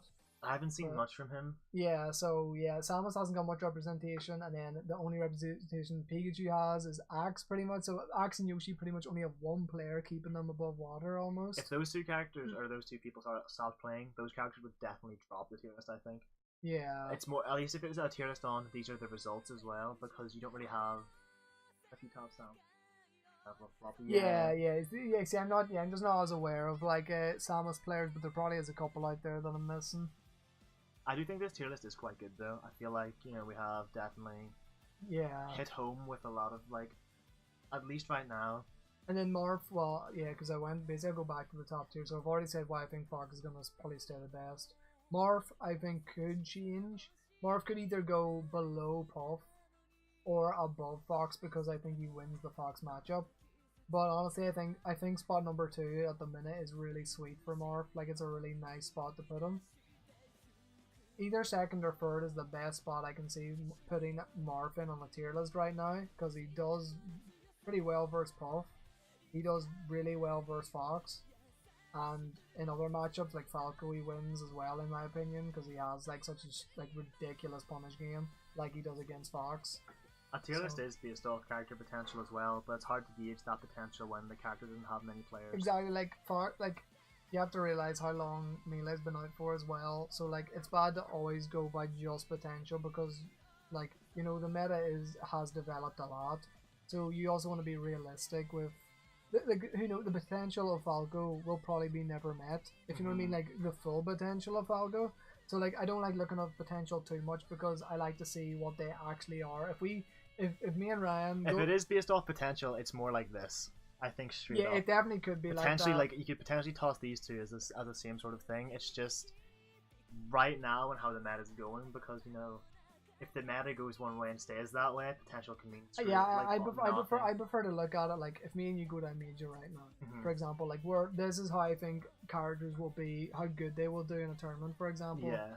Obviously it depends on like Puff is purely H-Box, but like it shows a Puff can be that good. Yeah, you know, even like H-Box had a spell of like what 13 months where he was exactly like everything. It's like I know H-Box is a super good player, but like he isn't that good where Puff can't also not be a good character. Yeah, you know, Puff is definitely, like, he's showing why Puff is a good character. Like his punish game with Puff is insane. The amount he gets like 1 to 2 openings and they die is quite common, and he's even got to the point where he doesn't have to rest. He can literally just wall you out with back airs and just take the edge guard. He would rather not take the rest, because against Fox now he knows rest is risky, I take so much damage or die. He doesn't have to do that anymore. He's that good against Fox. He just goes, I'm confident in my punish game, you're gonna die without rest, and that's it. This guy's asking if we do a potential tier list based on the potential of these characters. So we could do that. If we even just open a new tab and copy and paste the link in, we could sort of get a fresh page here. A thing is, so right, bottom tier would be similar. So Bowser, so I'm not going to talk loads about them. I'm going to just kind of like, I'll make it near enough up as I go. Bowser's basically the worst, really slow, so his potential's not great for the most part. Then what next? I feel like it'd be very much similar up until you get to like B, because then it's getting into the point where, oh, you could use split screen here. It gets to a point where the characters don't have any tools that can push them. You might have to like slam it on the left and then like I'll just do that. Cardboard's gone. Okay, so Nana's the worst character in the game, right? She has no potential, she's an AI. Yeah. That's the most obvious thing though. So I would say Kirby has more potential than Ness. Yeah, or the only reason is because the double jump cancels.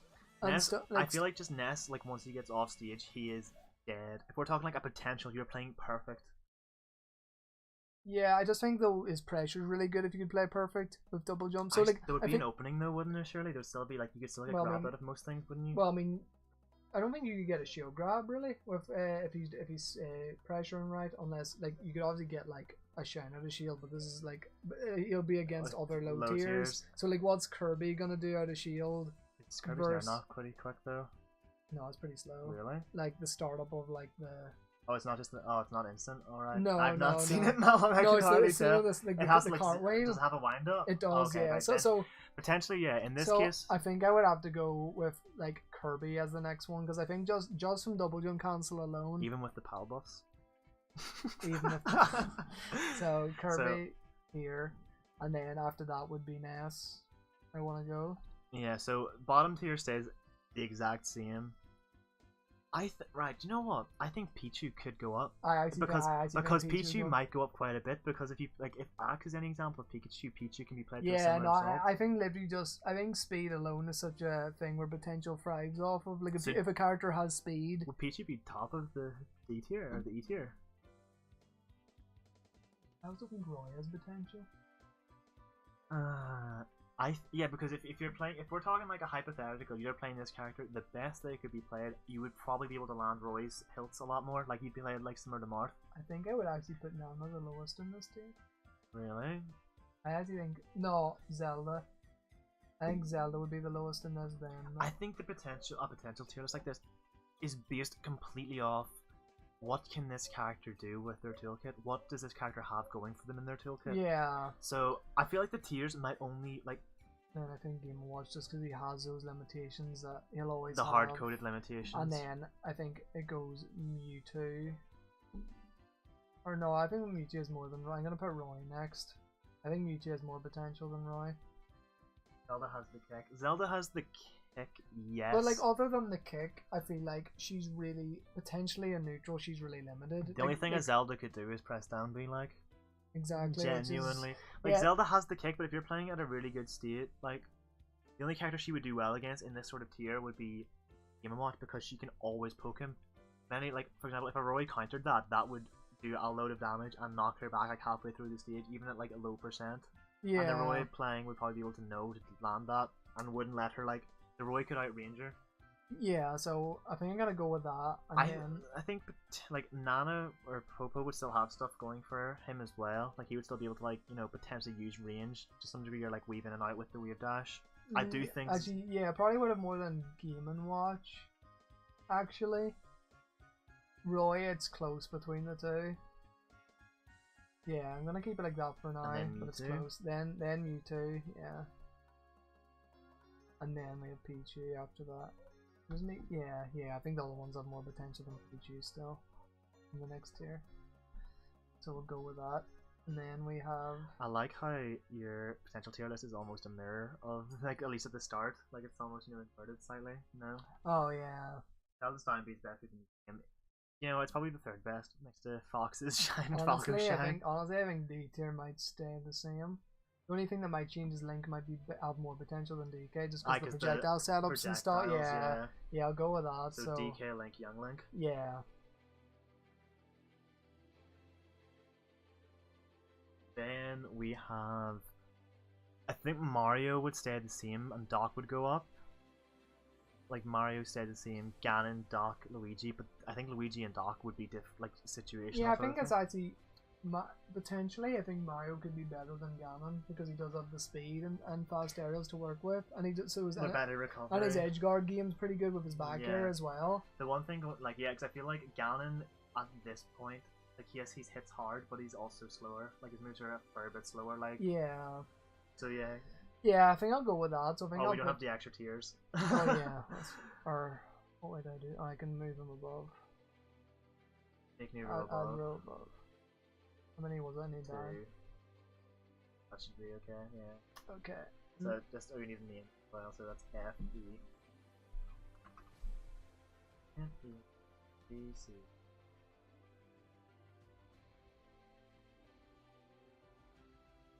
Young Link is fast. Yeah, Young Link is fast. Yeah, that's why I think it still comes down to the kill power though of Young Link. Like, fair enough, Young Link can do some 18% with his boomerang, but he's not gonna get a kill. He also, to be fair, he also does have some good decent matchups like he would against Peach and Puff.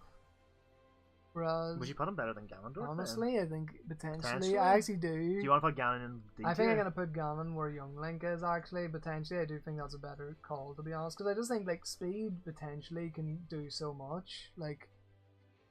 Oh shit, yeah, that's true. You could technically put Icy's higher with her handoffs then of potentials.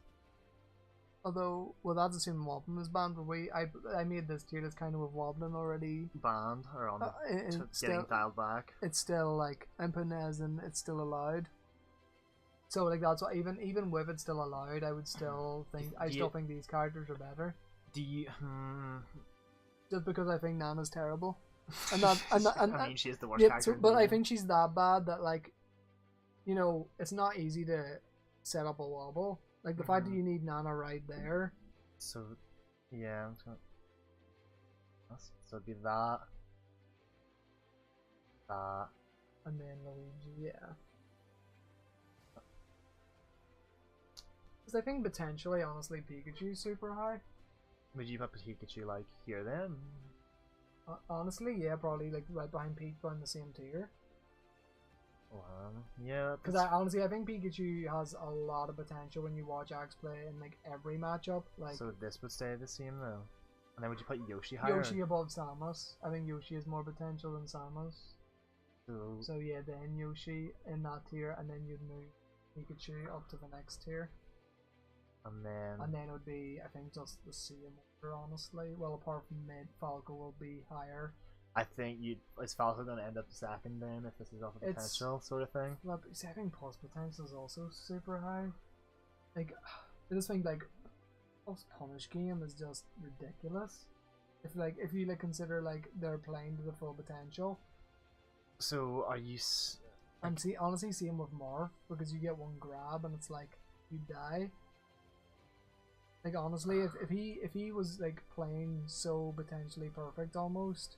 Morph's grab would be insane. So it'd be like this then? Is that what you're saying? See, I still think Fox. I think potentially Fox. I think is definitely number one in NTSC. Like, is no question. Like, I think it's a question if he's the top of NTSC regularly with results and stuff. But I think potentially Fox number one is no question. Yeah. Like, I would definitely put Fox number one. Darren, your Ganon's a beast though. Insane early kill potential is probably highest in. Yeah, he has nearly kill potential, but like I still think because he's so slow, he loses out on like hitting a lot of that potential.